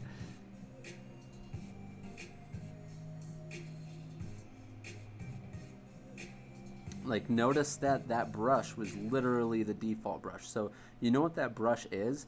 It was Procreate's brush that's quite literally based on the default round brush from Photoshop. And all's it is, oh, now we got 104 people. Good to see everybody. Thanks for leaving and coming back. How do you get inspiration to draw? I don't. Do you want to know something? I haven't read a manga chapter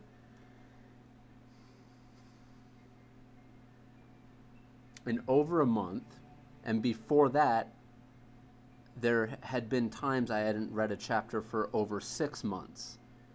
I would watch an anime now and then, and you might be like, wait, why would you be like that?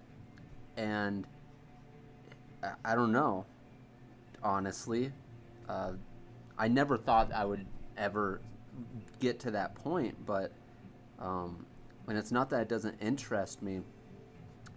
It's that, I don't know, my brain's lazy. I don't have a whole lot of time on my hands. Like, I don't know, it's just a lot of stuff together. It's kind of weird, to be completely honest. But at this point, it's determination. It's a dedication. It's there was a time I said I'm either gonna make it or die trying, and yeah.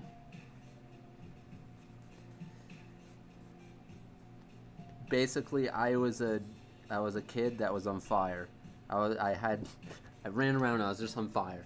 No, but basically, I had a lot of dedication and passion when I was younger. And I kind of burnt through a lot of that, getting better during my younger ages. I burnt through a lot of it. And the better you get, there's actually kind of a saying, the better you get at a craft, the less magic there is. because no longer are you amazed at something that someone did, because the better you get, the more you understand it. There's no mystery to it. You're not like, how did they do that? You're literally like, I know how they did that. So there's less mystery in it. And it's kind of true, and it's a quote from a really, I don't know what artist it was from, but basically, the better you get at something, the less magic there is. And it just becomes a passion and a love for the craft that you eventually, you grow more and more into, and it becomes a part of you, really.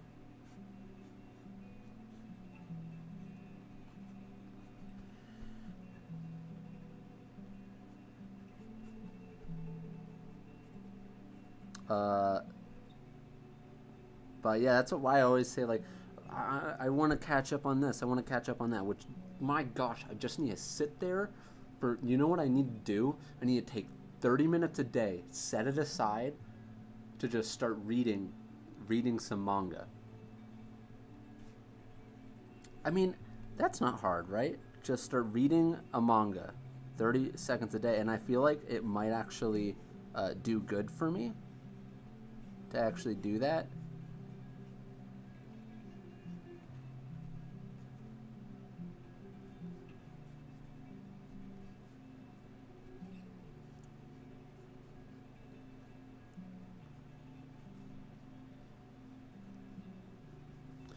Because I ended up finding love in art and not just anime. Which all I really draw is anime. But I found the love in just art in general too. Even though all I draw is anime. So like I'm following the path of art and anime now. I enjoy drawing the style way more than I enjoy drawing like realism, but realism, there's also an aspect to it that I've grown to really respect and enjoy doing myself even. But I like the craziness of anime and stylistic stuff. I don't know, it's all really interesting. It's a little bit more deep than you probably really should be thinking of at an intermediate stage. But getting inspiration, it's hard, man. Basically, you shouldn't look for inspiration. You should look to draw. Just draw all the time. Draw the stuff maybe you like, and wait for inspiration to strike. When it does, at least you've been drawing the whole time. I am going to let you know that in general, there is such a thing as some people are just meant to be hobbyists. And that's the harsh reality of it. Not saying that's you, because we've all had our ups and downs. We've all had our uninspired times. We've all had our art block times. We all felt like at one point we would never make it. We all felt like I've had that plenty of times. I've cried. I've had blood, sweat, and tears put into my craft. So don't think that if you have some bumps in the road means you're not meant to do something with your art. But there are some people who have to realize that it might be a hobby for them. For example, my brother. My brother was one of the reasons I got into art. And he understood, even though he was way better than me at the time when I got into it, he understood for himself as a person that he never really wanted to do art for a living, but he did like to draw, and he still draws nowadays. He just never would want to do it for a living.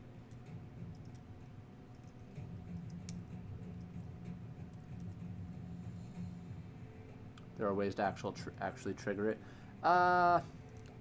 Depends on the person. It depends how far they're into not having inspiration. Like, Yeah, it really depends.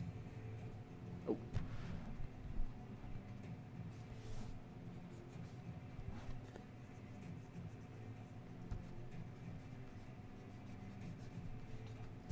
Oh, that was fun. Let's maybe do some like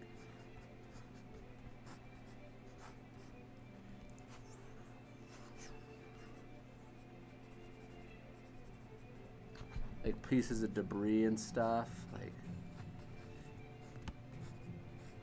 smoke clouds, like as if everything's going upward.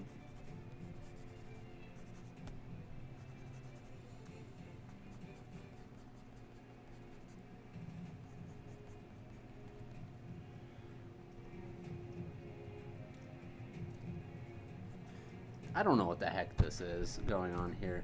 I should at least make like something dark on the mask, right?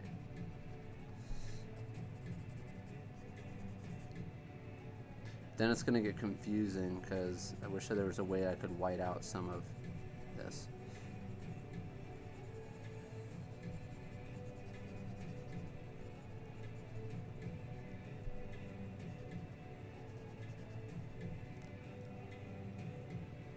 Yeah, that definitely looks weird now as black. Oh well.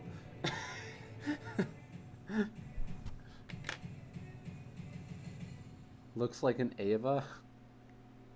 Yes, an Ava with straight up human anatomy. You're talking about literally just the face part. But it is what it is. According to Kuzo, I'm tick. I'm a tick. I don't know what you mean by that, 5-stick man, but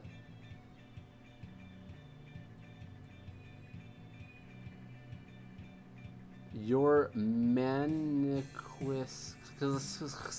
I definitely don't know how to pronounce that word. Remember, David, probably remind you of David Finch. Are you saying mannerisms? I don't know what that means. But I'm guessing you're saying something I do reminds you of David Finch. That looks sicking. Thank you. Thank you. Yay, I'm late. It's 5-stick man. Hi, Kuzo. I've given up on surpassing Kim Jong-gi. He's too powerful. Very much so. Very much so. Yeah, he's very powerful. What is your brother's name? Ethan. But yeah, he doesn't like post stuff on social media like that. He has 3 kids and he's living his life around his kids, so he's a happy dad. I've watched your vids for 3 years now. Well, thank you very much. I'm at a point where I'm stuck with my art, which is weird because I've been drawing. I drew my drawings each day and now I can barely get a sketch out weekly. Do you have any advice for me getting back? So that's really just you needing to get back on track. I'm okay. Let me tell you this much. There's an artist I know who is quite successful as it is, and there's a time where he kind of stopped drawing for a while. I'm not saying go do this, but there's a guy I knew who stopped drawing for a while, and he just did construction work. And I didn't know him during this time, but he told me about this, about himself. He just did construction work for years. And then there was one day where, even though he's making a lot of money, and he was eating great, he had plenty of money at the, he was saving up and everything. There's a point where he found himself extremely unhappy with his life, and he ended up quitting his job because he had the money, and he also had his significant other, his girlfriend, had a decent job, and he went to pursue art. And I'm not saying you should do this, but I'm saying that there is a point in your life where from the time you're whatever you are to mid-20s, late 20s, you can mess around. You can figure out that, ooh, I just want to go work at McDonald's and make money. And then 2-3 years down the road, because you're like, oh, I'll just make money, eat ice cream, and play video games. And then there's like 5 years down the road, you realize, wow, this sucks. Maybe I really should just put myself into something that I really enjoy.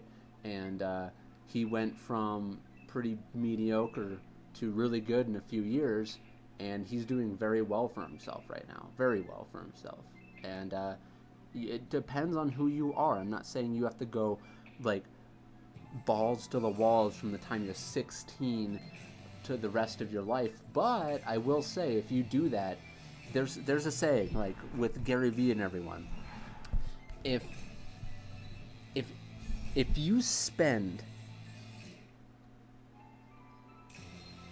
as much time as you can on trying to succeed at one goal, and you sacrifice many things in your life for that one goal, the chances of you succeeding will be so astronomically high.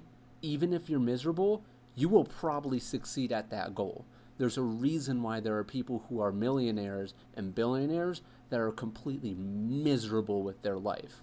But the truth is, you can succeed at whatever you want to succeed at if you dedicated almost your whole life to that goal. And it's just true. It's just absolutely true.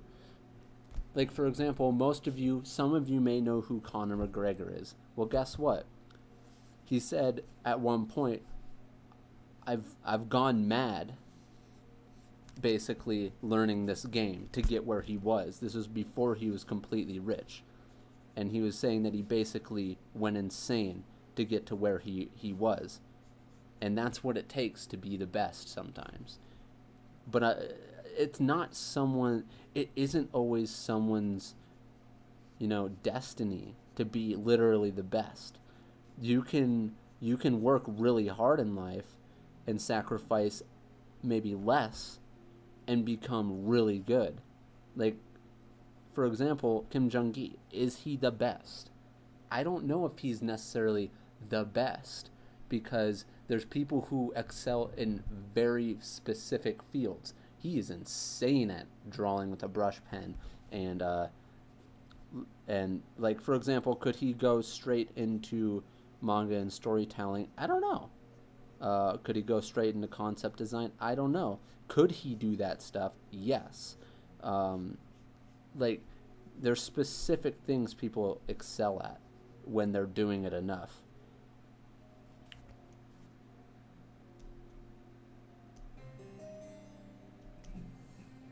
Anyways, enough about that rant. Sacrifices must be made. No, it's true. I've sacrificed a lot to get to where I am, as have most people who are good at something. Would you argue that some people are just genetically gifted at art than artists? I cannot deny that there are many people who are genetically gifted at art or other things, but that is not what determines success. I guarantee you. Like, for example, like, there are so many people out there that believe that hard work beats out talent, because just because you're talented does not mean you have the dedication to sit there and draw for hours and hours and hours and hours. Just because you're talented at something doesn't even mean you like it. I'm like, for real though. I am not talented whatsoever. Like, do you know how hard it was for me to learn this stuff? Why do you think I'm a little bit older in my age, and I am at a professional level? I don't know what level of professional that is. I would like to think it's a lower level professional compared to, if you compare me to the highest level, I'm definitely feel like I'm a lower level, but there are also even people that are lower than me in professionalism. And I mean, I don't know. I'm not smart. I'm not gifted at this. In fact, I'm much more gifted at sports than I am at drawing, and I chose to draw instead. Like, I had much more much more innate talent for sports. Much more. I've just never been that good at drawing.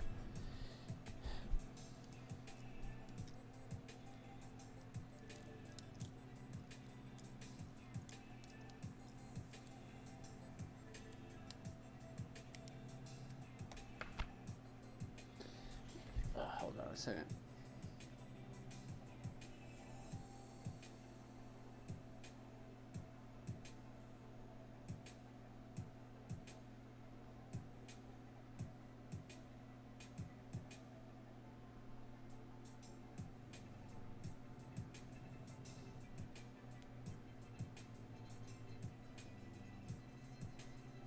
I had to look up the word mannequin.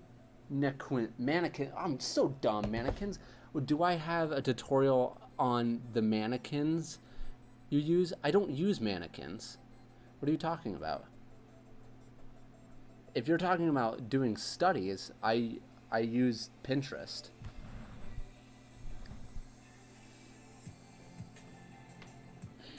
I know there's places that are like that you can go, like websites, and I don't know of any, but reference makes all the difference.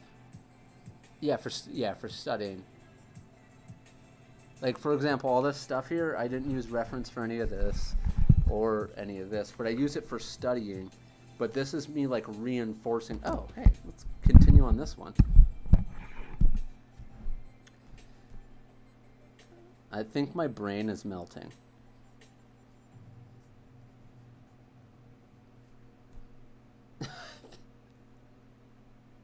I think my brain is currently melting.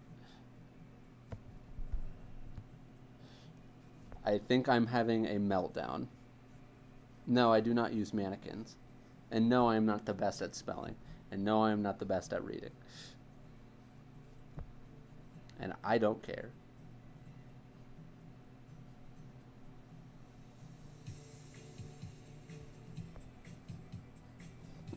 Mannequins. Gosh, that's so funny.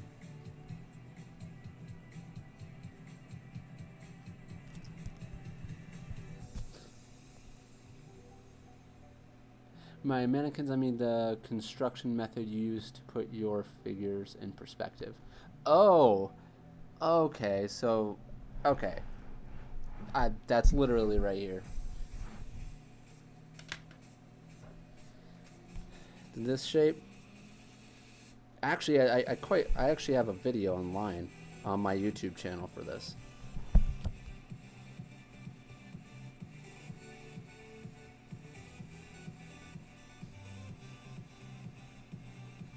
But I do have a lot. I don't know if you join my Patreon, but I have about over 30 anatomy sheets on there. But that's my general anatomy. That's my simplified anatomy. It's basically a circle. So it's this shape here. You got it. Boom, boom. Circle. Come down with some underwear. Bam. Got a cylinder. Got a triangle. Got a oval. Yeah, well, let's go. Oval. Oval-ish. Oval. Oval-ish. Oval. Bam, bam. And from there, I mean, see, I shouldn't have pulled that in so far right there, but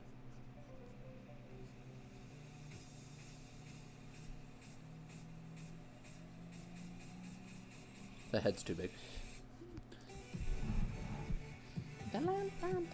Do you have any advice on structuring your day when you're working full time and trying to make it as an artist? I would say have a structured schedule, wake up at a specific time every day, and try to go to sleep at a specific time every day, and then build your schedule around that. Having a schedule is very important as a full-time artist, and by anybody for that means, but you'll notice the most successful people in the world have a pretty set schedule on how they regiment their day, and waking up at a specific time and going to bed at a specific time is quite important, also for mental health as well.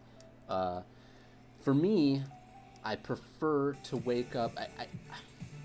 Okay, my sleeping schedule is all messed up, but my daily schedule is basically wake up, I write in the morning, write down my thoughts in the morning, either before or after I eat, and then I go ahead and I'll draw for hours until I should eat something and take, if I feel a little fatigued, I'll take a little rest. Have to sleep, man. Have a good stream. Hey, thanks, Third. Have a good one, man. What, it's probably like 5 your time almost, but hey, thanks for joining the stream and staying in here for a little while. Hope you have a good night sleep and stick to a good regiment of some sort yourself.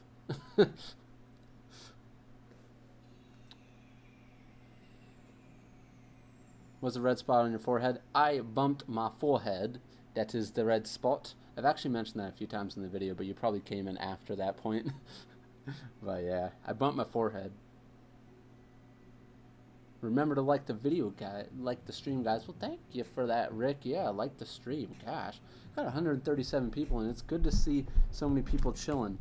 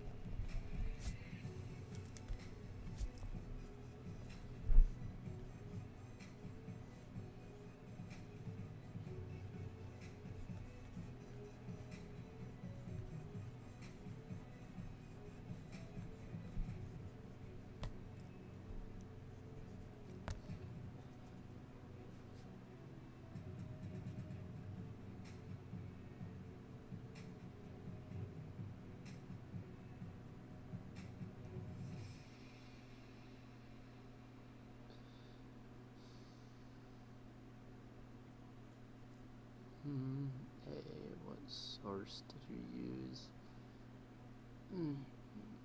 Hey, Kuzo, what source did you use to learn anatomy? Pinterest. We used Pinterest and built up like folders of like anatomy and stuff. Like I have folders that literally say like torso anatomy, you know, skull anatomy, or just like skulls, like stuff like that. So I use Pinterest all the time, and I still use Pinterest. Hey Kuzu, do you ever get sick of YouTube? I'm asking from the standpoint of possibly starting my own up here soon. Just curious, do you miss the privacy? How do you balance that? I'm fine with it. I have the choice to not pay attention to social media if I really don't want to. If you grow too big too fast, sometimes it can be a little hard on somebody. But other than that, no. I mean, YouTube is fine. Like, I don't really.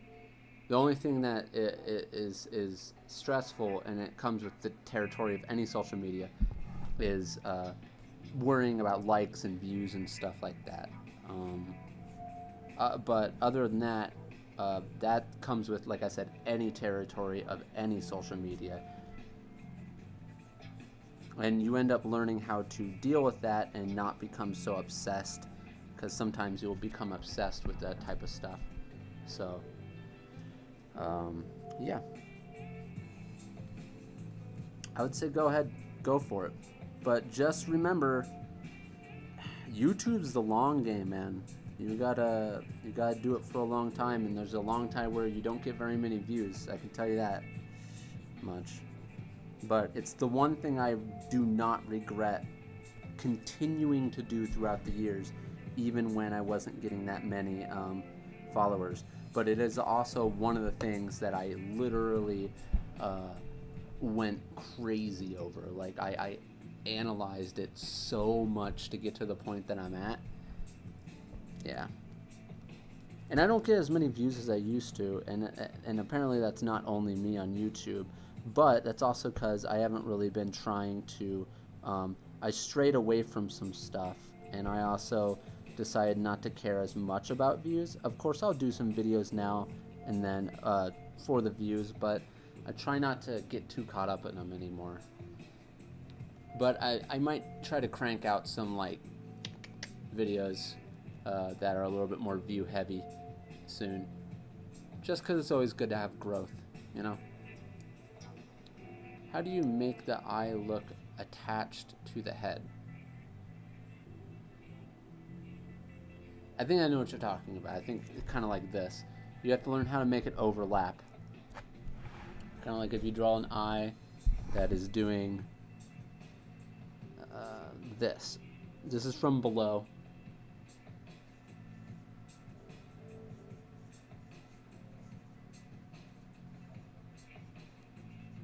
You have some overlapping here.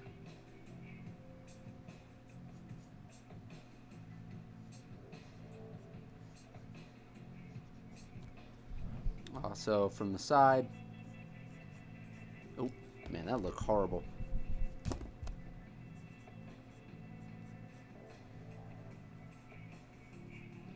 Oh, let's move this over here. So if I did this,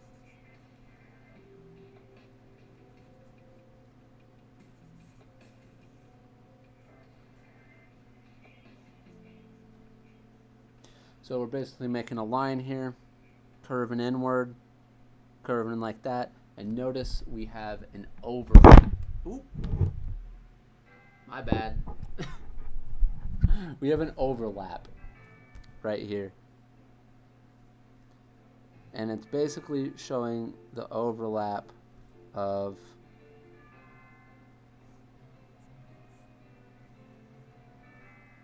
the bottom of the eyelid. That's why there's an overlap there. And here is what you would consider an eyelash, I guess, for anime.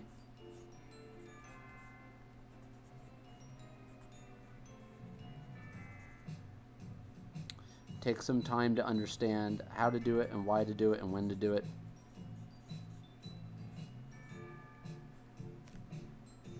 Yeah. I'm sorry, guys. I didn't mean to do that with the...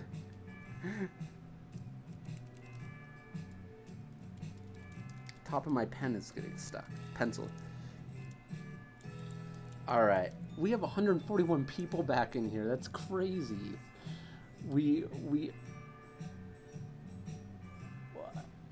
I'm saying that's crazy because we literally went all the way down to 87 when I started doing that painting. Oh gosh. Okay. It's very hard to figure out where to place the eyes.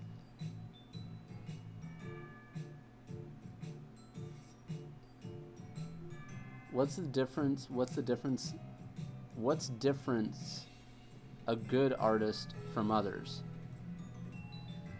I guess you're trying to say like what sets apart an artist that gets good from those who eventually don't get good? I would have to say determination. Consistency. I say determination because inspiration is nothing. Like, it's nothing in the grand scheme of things.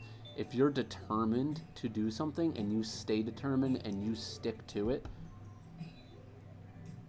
that you'll get somewhere. So it's determination. And it's also how much you want it. It's very hard to figure out where to place the eye. If I don't use reference, I can never do it right. Well, that's something where you're using reference as a crutch. You're not using it as the solution. So for you to learn where to put the eyes, that means you're using reference to put the eyes in the right place, right? Well, then try to put literally right after you put it in the right place, go and draw it again to try to do it without looking at it, then compare the two, and then say what's wrong, then try to fix it while looking at it and doing a copy, and then try to go and draw it without looking at that thing again, and you will eventually be able to draw it correctly without looking at it. So it's the process of basically repetition and trying to be actively critical of your own work and finding out what's wrong with it and looking at the thing that's correct and trying to memorize that thing.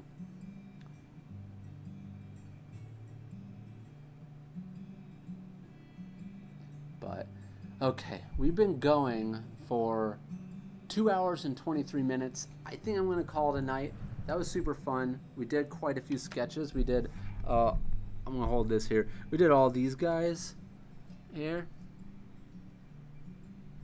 We did all these guys, and we went ahead and did quite a few of these guys, and we did even a painting.